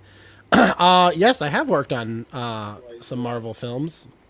I was on Captain America: Civil War as a glorified PA through through Clayton State University, where they shot the German. there's a German building, sort of like embassy. When Winter Soldier breaks out of his containment, he goes up in this big long hallway area and fights Iron Man with just the glove on and shoots the pistol into the glove and then throws him to the side. And then you got Black Widow that comes out and starts beating on him a little bit, and he throws her to the side and then goes up some stairs and kicks Black Panther up against the wall. Black Panther kicks him up against the wall. All of that was shot at Clayton State. So for I think it was 40 something seconds. It took them 2 weeks of prep to prep the entire building, and then 2 days of shooting, and then 1 week of wrap out. And I was there for all of that. With Disney stuff, I've been on. What's that? It's got The Rock in it. I was thinking Jumanji, but that's not it. I was on the second Jumanji film on second unit. Mona? Electric work. What was Was that? the animated Rock one? No. It's another one of his live actions. It hasn't released yet. Jungle Cruise? Jungle Cruise. Thank you. Jungle Cruise. Yeah, I was on Jungle Cruise for a little bit. I've worked with The Rock's with Dwayne Johnson's cousin a lot because Dwayne Johnson's cousin is his stuntman. And, Okay, cool. Like they're both as equally built. It's kind of funny, and kind of cool at the same time. Really nice guy. Let's see here. Any other MCU stuff? I know a lot of people who have worked on stuff like WandaVision. Currently, I was just near the Black Panther 2 set. I didn't get to walk onto that. I kind of wanted to when we were wrapping and putting in our equipment right next door to the rental house. It's like, ooh, there's the Black Panther set. I kind of wanted to take a walk, but there were people busy, so I wasn't going to risk getting in trouble. Yeah, no, funny thing with that is my neighbor, and he told me this and he can't tell me anymore, but he did tell me that his company actually was the one that produced the actual Black Panther helmet for Black Panther, the actual movie, not because apparently the Civil War helmet and the Black Panther helmet were done by different companies. Right. Like I kind of feel like I know who your buddy is. I think I might know who your buddy is. Well, I live in New Hampshire, so It's not about just you living it like the film industry is a very small world. yeah. Very, I very mean, small I don't. world. Okay, yeah. So I'm not going to say his name or anything like Okay. that. But yeah. But yeah, he told me his company. Yeah, his company did the helmet for the first I'm for pretty actual sure I know who Black that Panther is. one. I'm Okay. pretty sure I know who that is. It's a freaking small world, isn't it? Yeah, because especially if he's been on set a couple of times and he has to come down to bring like some of the items. You mean the No, I don't know if the that. same I don't guy know if as that in was. Captain Yeah, I America? don't know if that's him. He just like again. All he told me was, because he has to be very hush hush. His company did, Black Panther helmet for the first Well, one. if it's not who I think it is, then it's one of those things where the prop master on set definitely knows who he is. And Okay. Like I probably know who he is through who the prop master is. Okay, That I got you. Kevin Bacon thing, but to one degree. Yeah. Oh, Kevin, yeah. The Kevin Bacon thing. Yes. Yeah. It's like the same. Yeah, it's a funny thing. Just like the military, it's like it's big, but if you were in certain positions in there, Right. this person who knows this that can link you to this, and yeah, it's the smallest communities are in the largest populations. Oh yeah, I can pretty much say I've at least through 6 degrees of whatever, I've been next to almost every single Marvel character. So, Cool. I mean, I've literally been right next to Robert Downey Jr. So, like, standing near him right on set. And it's not one of those things where you can be like, "Hey, Tony," because that's when you get in trouble.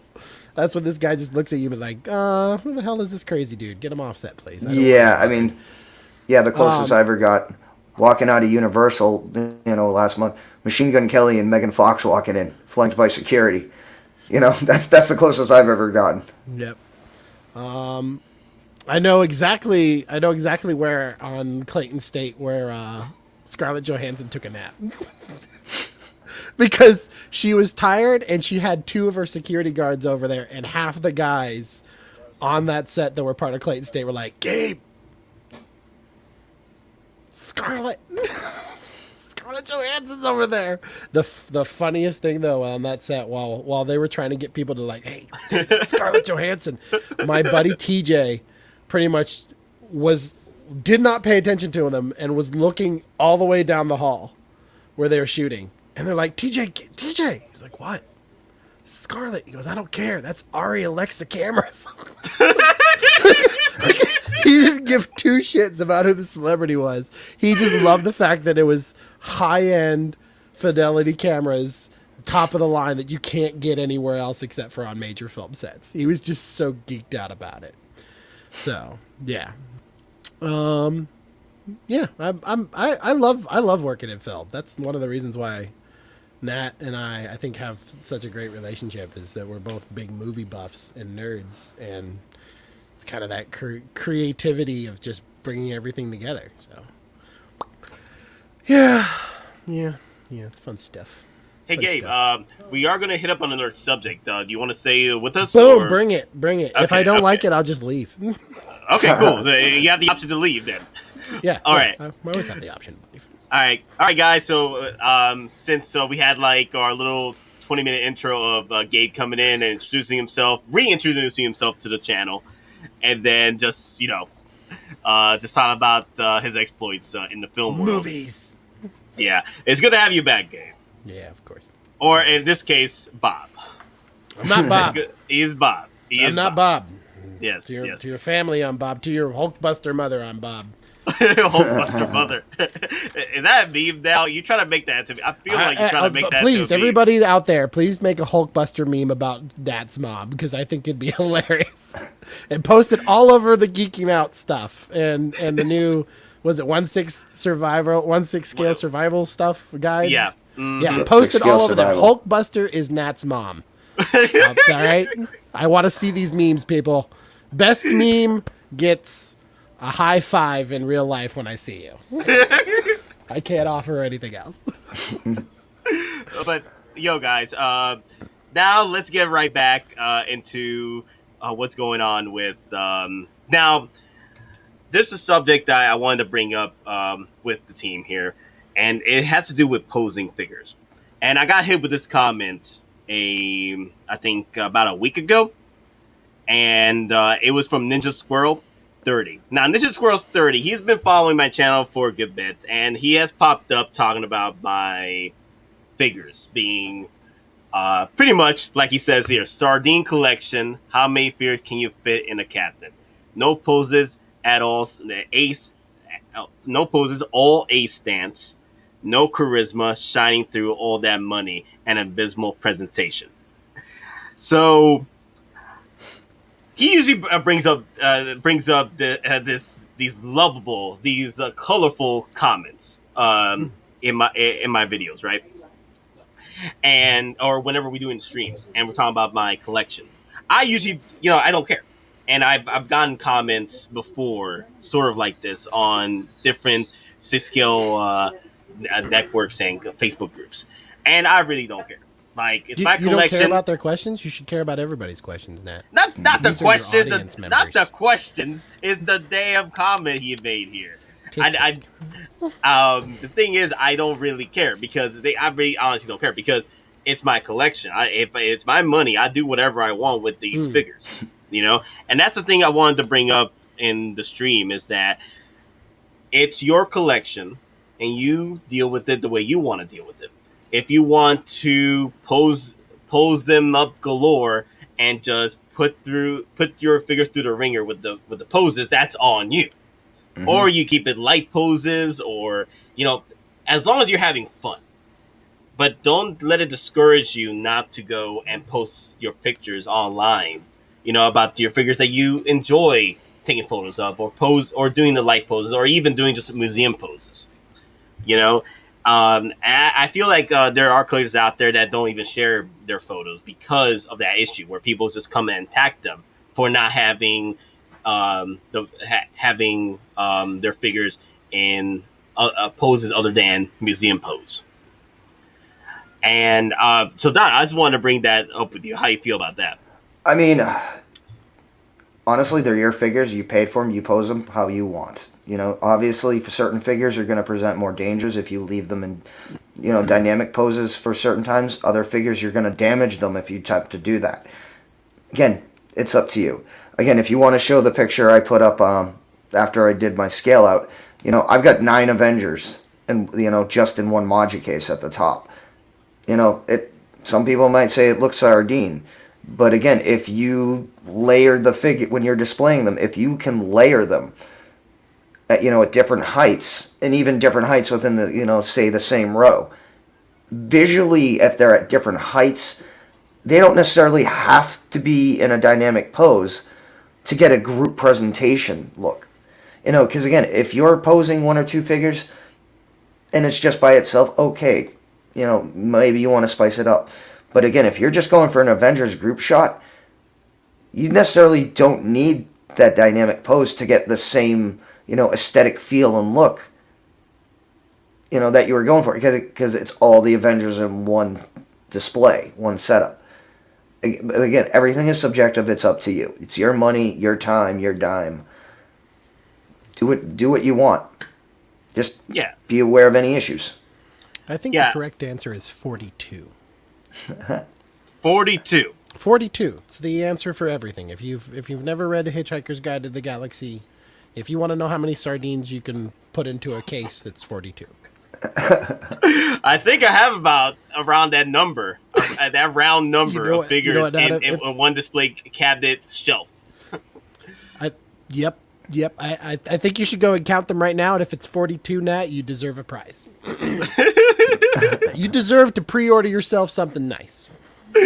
Oh my god, I love this. Ginyu Force group pose or Ginyu Force group. Oh my god, that's funny. Oh, that's funny. But the other thing I wanted to bring up, I think a lot of people aren't aware about these certain issues when it comes to posing. Because the thing is, you got to know the dangers of posing figures. And one of the reasons why I don't do a lot of poses of my figures, because I'm looking to do projects with miniature heroes with these figures. So at that point, when we start actually posing the figures, I didn't go put them through the ringer by that time. They're all nice, they're all pristine. And when we start actually shooting, that's why I don't think a lot of people know the reason why I really don't do a lot of poses.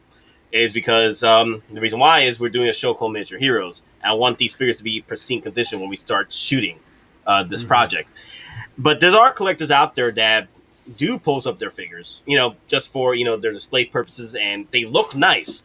But one of the problems I don't think people realize is these materials do not last long. Okay? Especially if you're spending like $300, $400 on these damn figures. The freaking... Especially the Spider-Mans. The material on these Spider-Mans, you can tell right here on the legs, the stretched the stretched material here is ripping into the Spider-Man body. That's not yours, is it, Nat? No. It's a buddy of mine. This is a buddy of mine. He only had this figure in kind of like a light pose for a Spider-Man figure, and it was digging in to the legs.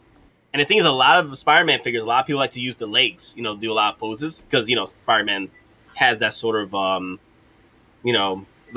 those abilities that they like to show off in their posing for their figures. And unfortunately, when it comes to Hot Toys, we're spending all this money. But unfortunately, the material is not lasting as long as it should be when you're posing them, even posing them lightly, it can damage the figure.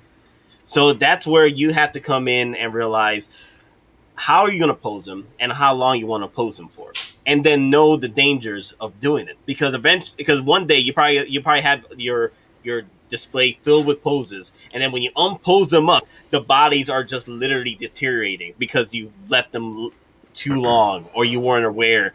Literally, I've seen people come out with posts like, I did not know that my Spider-Man was supposed to break like this. I left it like this since I got it. I'm like, God, right. God.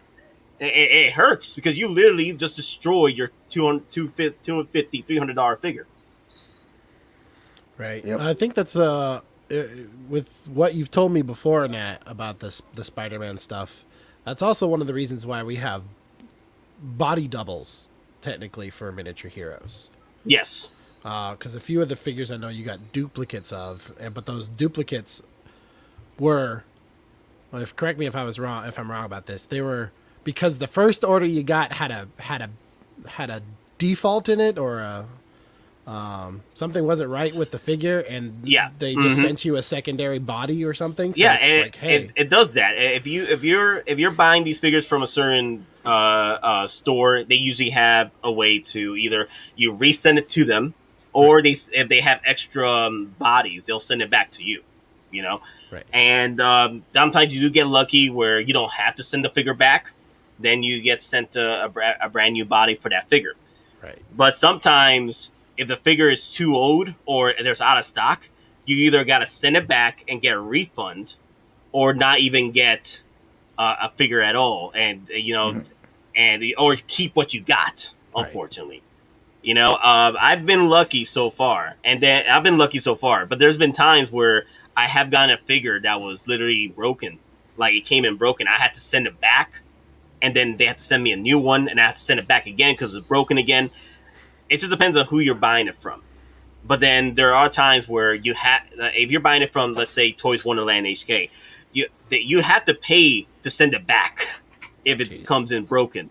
So that's why I tend to like to buy my figures in the United States, because I have there's that option where I could just send it back without paying, and they'll either send me a new one, or they'll send me a new new body that isn't broken. Because literally these figures can come into your possession brand new, but they're literally breaking down inside. Yep. I mean, it's unfortunate, but the mistakes and issues do happen.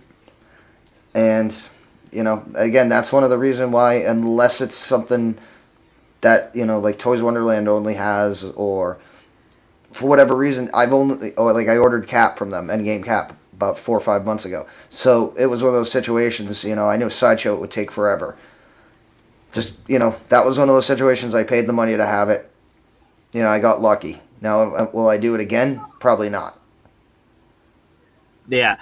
But yeah, all I'm saying is that just be careful with posing your figures. Because these figures, even though we spend so much money on them, unless they're the Iron Mans. The Iron Mans, the only thing you gotta worry about when posing is it gets loose. And sometimes you can fix that by just tightening the screw with these Iron Man figures. That's what I love about these Iron Man figures. Sometimes it's just a screw you gotta tighten because you've been posing it. But most of these figures, if you're literally posing them, like for example the Spider-Mans or the Black Panthers, that suit material is just gonna break down over time. And especially if you're in type of weather of humidity that's causing so much strain into the body, you're adding more strain to it. And that's why people get these figures that the suits are ripping into and the flaking is happening, because you're putting all this pressure in the figures and they're not lasting as long as you were hoping for them to be, Yep. So, I mean, again, it's one of those things, buyer beware, if you're going to pose, know what you're getting into. Yeah. Oh wow. So so Toy Wonderland is actually doing a better job, I guess. Because I've heard that some people had to send back their figures. So I guess they've been changing up. That's not totally true. I had a loose bicep joint in the May the 40th Boba Fett from TW. Got to replace all 3. sucks to hear, Nate. Yeah, there's been times where it does happen that way, but then sometimes you do have to pay for the shipping to go out there, and then they reimburse you when they send it back. So you do have to. I guess you have to pay for the shipping and the dock fees or whatever. I haven't gone through it, but a lot of people that have done it, they have complained about it. But a lot of people like to complain a lot of stuff. But that's why I usually like to keep my figures in the States, because I won't have any issues with trying to send it back or on my own dollar, or like something that I could get easily done and no problem. So Ned, I got a question for you. Yeah. What about sending your Hot Toys back if you buy them from the Triads? Wait, the Triads are now taking over Hot Toys? I mean, the Triads may be dealing in some, black market Hot Toys. You never know. They're called Hot for a reason, I'm sure. So if you do buy from the Triads, can you send it back without having to pay shipping and handling? Or I'm just curious. I'm sure you've dealt with them on a couple of occasions with some of the pieces that you've got. Sometimes they don't even answer you back. That sounds like a scary proposition there, buddy. That there are just a situation to put yourself in where Triads aren't talking to you again. Just saying. How about you, Don? You ever dealt with the Triads? Oh boy, what kind of question is that? Okay, never mind. I think that's one of those actually, it's funny. Let's just say I've been told on multiple occasions my information was taken in a theft over internet in cyberspace, both my military record and my record as a Fed. So yeah, I probably. you can return a piece of the Triad. But they claim a finger. Wait, so you have to send in your physical finger in order to get... I mean, for a Hot Toy, I think Nat would see that's worth it.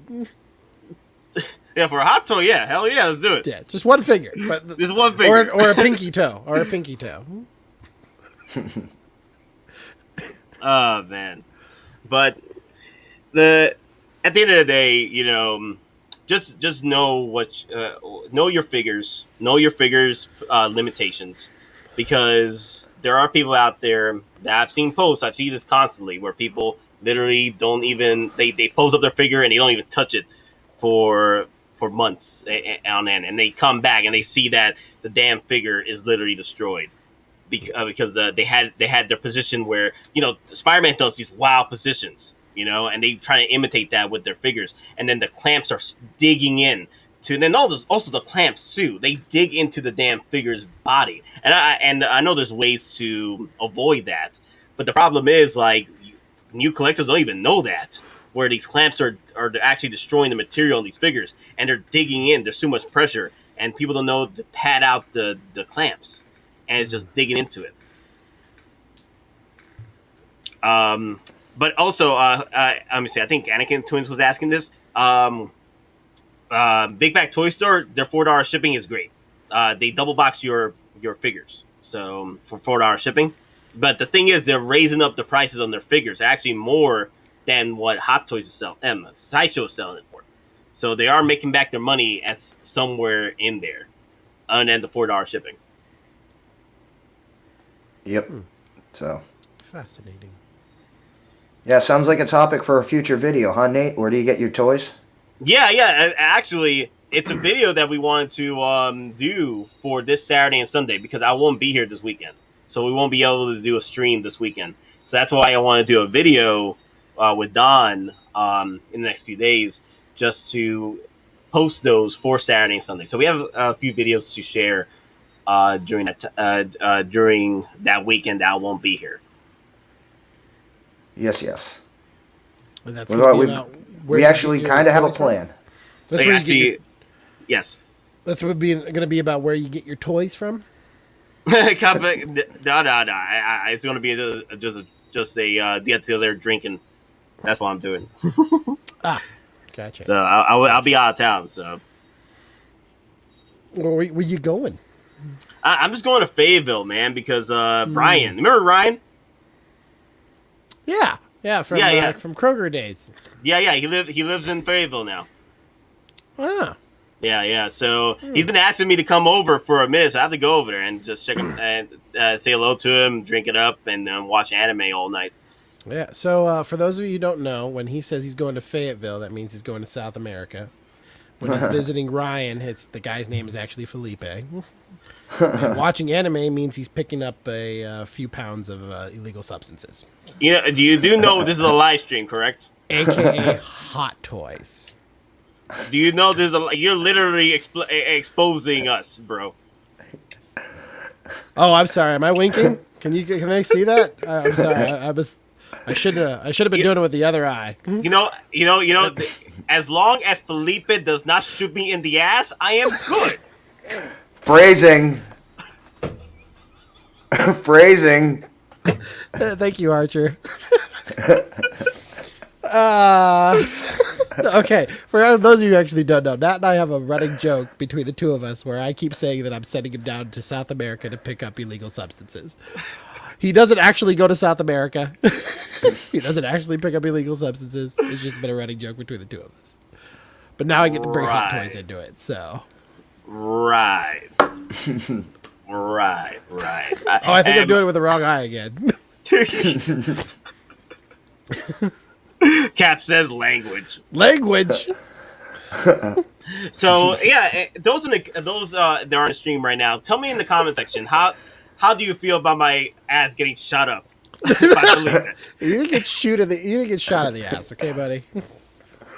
But does he use lube? No. I get shot up. There's no lube in those bullets. Whoa! I don't even know. The bullets, Nat. How can you loop up bullets? Don, your facial expressions right now are great. I'm like, okay. You never get dropped into Hot LZ and you're like, what's going on? No comment. No, but true story though. The real question I want to ask you guys in the comments: do you guys pose up your figures, and how often do you change them up?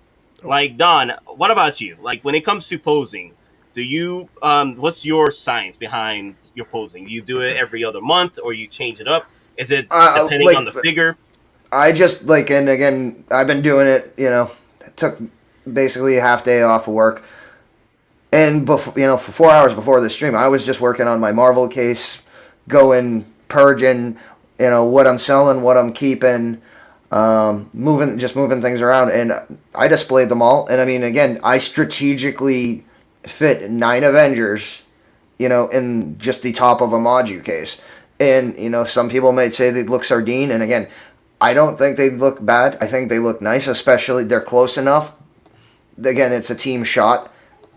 But they're not all over each other because they're on layers, different angles. I mean, you have to experiment with what you're trying to display and how it's going to present when you're looking at it. And one thing I had to do is plug all my figures in that are still on Soap Reactors and hide those wires in the background. And if I can't visually hide them, again, I have like smoke effect pieces or broken rubble pieces. I can literally just put on the wire. And it looks good in the display, but it serves a dual purpose to hide the wires. So this is your sardine collection right here. Yep. Those are sardines. Those are people. Yeah, I'm jealous, though. Look at that freaking Hulk. I need that Hulk, bro. I need that Hulk, Which man. Hulk is that? The Age of That's Ultron. AOU. Yeah. Oh, okay. Yeah, it is the Age of Ultron Hulk. If it's either this one or the Thor Ragnarok Hulk, I really want. And Gladiator. I said no to those, and I went for the damn Hulk from the EndGame movie, which sucks. I'm not even picking that up. Like I was hoping that the EndGame Hulk was going to be a lot better, but nope. I missed my chance on the Hulk. Yeah. I mean, none of these are in quote unquote extreme poses. I mean, as you can see, I have Spider-Man. It's one of those things. His arm is extended out and he's got a web.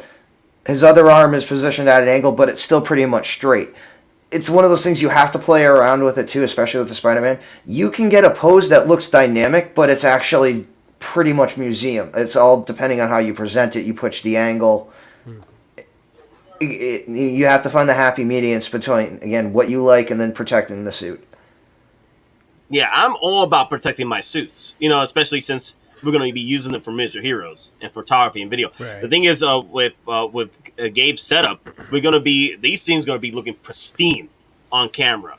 So every detail you're going to be seeing in these figures, and they're going to be. Yeah. And if people are probably going to notice, hey, that figure is all messed up in the body. Well, because I was freaking posing the hell out of it. Or potentially there's going to be some damage on one of the figures. I can't tell you who, but it's later on in the season. But that's on purpose. Just so actually, he is the only one that gets damaged. He's the only one where we actually have him damaged, and it's on purpose. It's battle. We actually wanted battle damage, and it is also a body double. Ah. Yeah. So it's not. Not, that's the reason why, Don. That's why I bought so many. That's why I bought your Darth Vader, Return of the Jedi. Okay. He's going to be one of the body doubles that we're going to be using for posing. Yeah. Cool. Mm-hmm. Yeah. At least it's gone a good cause. Yep. We're gonna be. I know for how I'm gonna end up running our set. There's gonna be specific like tables that are just dedicated for Nat's figures to be laid out at the end of the night or at the end of the day of shooting, to be because we're not gonna we can't leave anything in different positions. Like I know Nat's told me a whole bunch of stuff as to how we need to have it organized. Mm-hmm. We have to shoot in air conditioning. Like the same rules that would apply for you guys also will apply for miniature heroes, as far as making sure that we take care of all the figures. Only specific people will be handling the figures.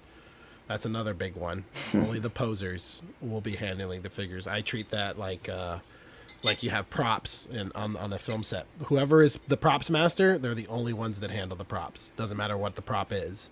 The props master and the props department will be the only ones to handle it. If somebody picks up something that's not theirs and it's part of props, that's a really quick way to get fired, just real fast. So, yeah, I want to make sure his stuff is taken care of as well, because we need him. We need him. Afterwards, he can go see Felipe. And get some more figures. And then get shot in the ass. Again. You're not going to get shot in the ass. Every time I see Felipe, we get shot in the ass, okay? Hell, someone just gave me a comment saying, yo, we might need to install ratchet joints in your behind. What does that even mean, okay? You know what it means, Nat. Nat's going to be a posable figure. Posable figure. I just, oh, God. I mean, the first thing that pops in my head is Quagmire. You know the joke? When he's pulling, and he's like, the kids don't get it, but you do.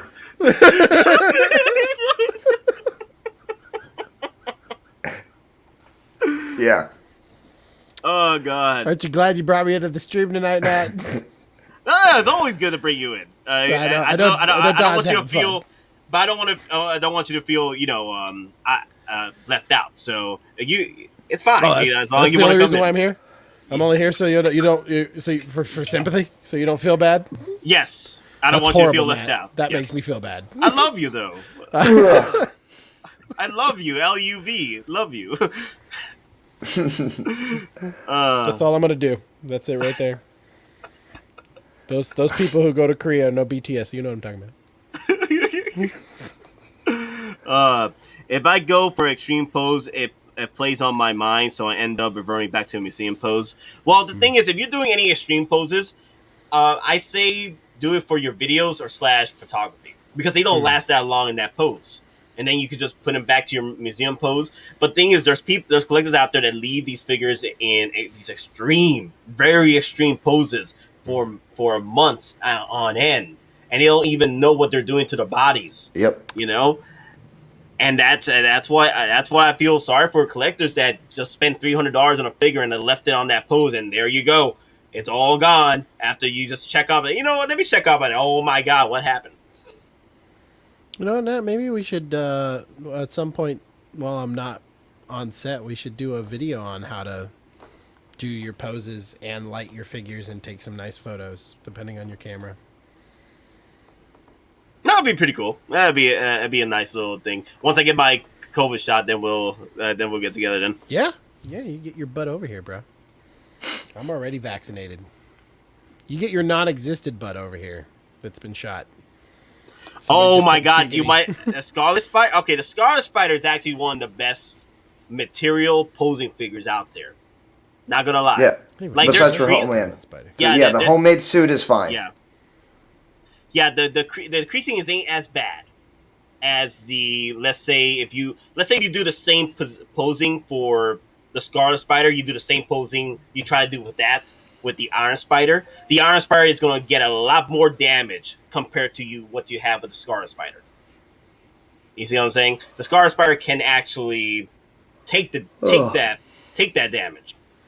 But the Iron Spider, oh no, that's gonna be creased up all to hell. Freaking the body is actually gonna be pushing into the actual suit of the figure and then ripping into it. Oh man, it's gonna be bad. I that's the reason why I 303 the hell out of my Iron Spiders, because that material, man, that material is the same one you see on the Captain Marvel. It is going to crease up so bad if you. That's why I leave them. Those are the figures I leave in just regular posing, because those things that crease doesn't go away. Well, I mean, my Iron Spider, it was just like because I was moving it around and stuff. If you protect it, if you do have it in a pose, and there is a slight bunch up, if you protect it, you can move it back into position, and it'll reform if it's protected. And again, not as long as it's a major crease. And it hasn't been there for a long time. We're just talking like minor stuff. Like the minor flashes or the bunch ups. Now, Penny, I'm glad I stick with the Star Wars and only need to worry about those dang Jedi boots. Yeah, what I recommend for the Jedi boots or the belts for the Star Wars figures, because they're pleather, I recommend the acrylic sealer. To use the clear sealer on the belt and boots, that will help maintain the pleatherness of that of those boots without flaking. But if you like to use 303, that's fine too. That's why I've been using 303. But now, since I got the acrylic sealer, I'm going to be using those on the belts and the boots. Yeah, I mean, and again, like I've shown it on here. I've got the 6-skill cleaning kit. That was from King Zachary. It's basically the same thing. It's a synthetic. It's a protectant using synthetic and natural chemicals and agents. We're all talking about pretty much the same thing aside from the actual sealer. Again, just make sure whatever you use, as weird as it may sound, it also may depend on the color of the figure. If it's white, it may stain, especially if you put too much on it. Just again, you have to be careful, even when putting the 303 in. Don't go hog wild. Be smart about it. Put enough on, but put just enough on. Don't smear the whole thing, and just let it dry in. Where it cakes on. Yeah, I've seen people like they don't let it dry. They just apply it, and they just put it right back into the display case and don't let it dry, properly. You gotta leave it out. You need to let it get air, right? You need to get, because sometimes these display cases, like if you get it just right with the dust proof and everything, you leave it in there in that environment without that fresh air that it needs, to freaking dry up.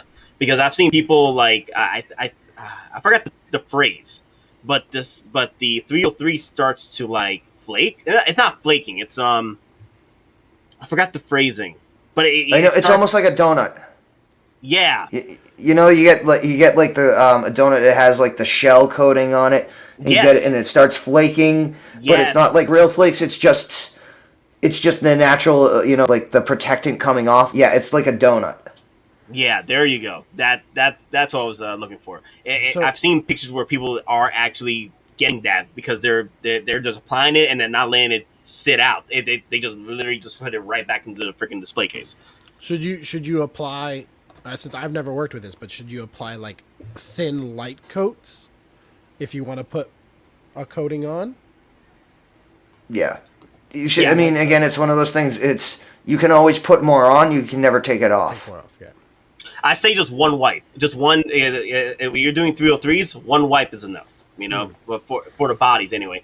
And then usually I just use I don't like getting multiple wipes just to mother the hell out the suits. Like I just use that one wipe for those figures. So What do you guys do for like cloth materials? Is there any type of upkeep or care for cloths? I just use a basic like a chamois or like a microfiber cloth. The stuff that you would clean your car with. Mm-hmm. I have a spray bottle, so I'll actually spray it into the cloth rather than just doing the spray onto the figure. And then I'll just go lightly over the figure, make sure everything's equal, but at the same time make sure I didn't put too much on it. And make sure if there's any excess and creases or there's no drip marks. Gotcha. Let me see. I use a lot of lint rollers, to get rid of the dust, or a brush to get rid of the dust. You could do that too.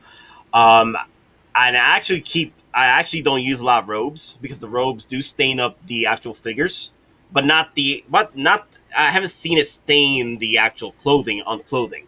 And for me, it usually stains the hands or the neck or the heads. If you leave the cloaks for too long on Jedis or figures that do use cloaks. Yep. So, and again, if you're going to use a cloak, wash it. Make sure you get all the excess dye out of it. And again, we're not suggesting you do use a cloak, but if you're going to do it, just make sure you wash it and pull all the extra dye out. But either way, guys, just saying, just maintain your knowledge of what your figures are, what are their limitations. Knowing is half the battle with these things. And you're just buying a figure you don't know. Like, I wish I knew half the stuff I knew now when I was starting to buy Hot Toy figures. Guys, So do I. Yeah. And I would have known how to save certain figures without them getting damaged or getting paint rubbed. I still was able to buy extra pieces to help me get through it. Yes, I've spent the little extra money to fix up the issues. But either way, I could have saved money and then put that on another Hot Toy or other expenses, other than trying to fix the damn figure. I wish I knew that I did not in the first place. It just sucks. It just sucks when it comes to just jumping into the game of collecting Hot Toys and you think that these figures are going to last you because of the price, and they don't. But the thing is, there's another thing. A comment here. Deathblow is like, Hot Toys or SS should sell suits for the investment we paid to pose our figures. Here's the issue, though. If they do that, we'd be paying a lot more for these figures now because the price of the materials are going up. So Hot Toys needs to figure out where they need to make these figures affordable, but also they're making bank out of it.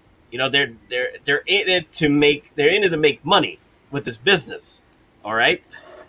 And unfortunately, that's as the years progress, we have been seeing that the materials are not lasting as they should, but they look great. But the problem is, are they lasting? And it also tends to a lot of factors, like the humidity you're living in. Are you properly ventilated? Are you on an AC, using AC to maintain the climate inside your? Are you applying 303? There's a lot of factors going into these figures that the reason why they're breaking down.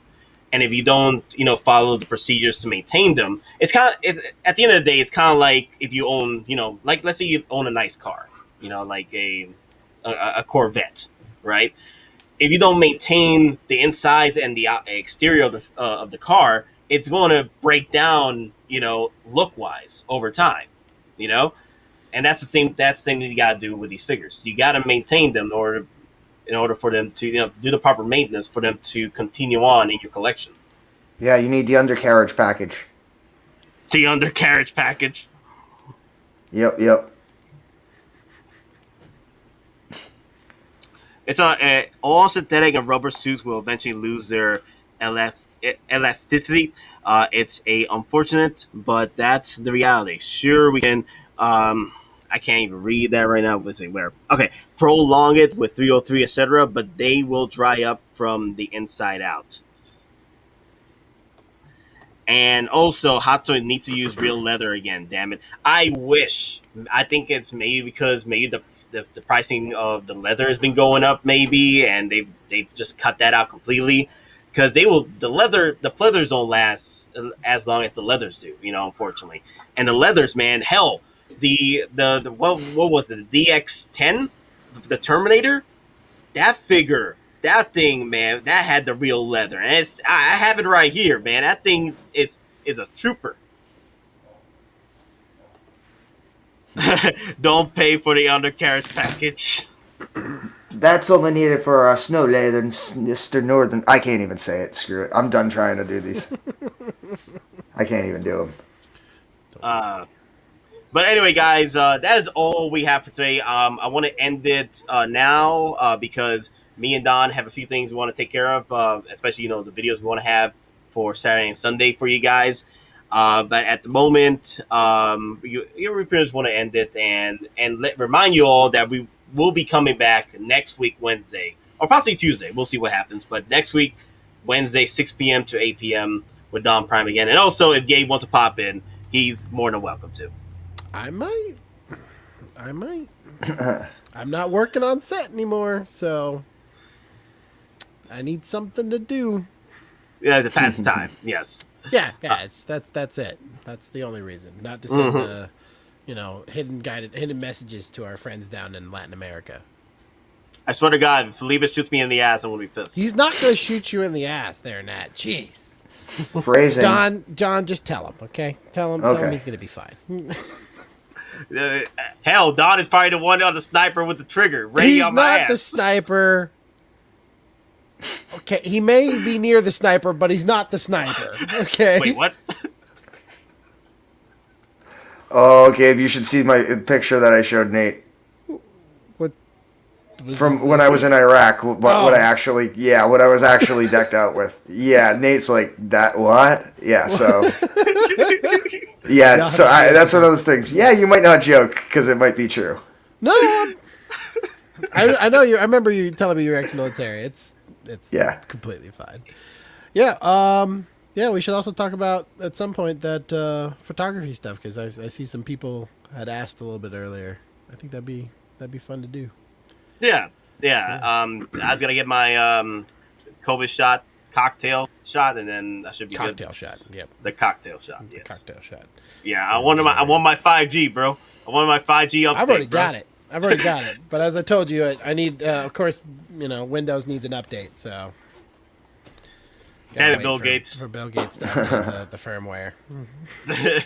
All right, Don Prime, anything else you got to say before we end? Nope, just we'll be putting out some videos, discuss a few things. Nothing majorly dramatic or, intensively mind-provoking, just simple stuff that, as an everyday collector comes into mind, Again, where do you buy your stuff? Is Hottoys bitten off more than they can chew? Stuff like that. We'll put out a few videos for you to peruse.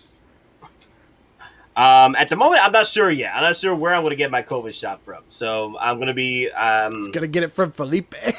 Oh, my God. Right up the ass. Right in the ass. Wow.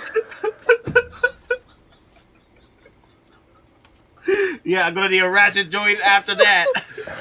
I'm going to need ratchet joints after that.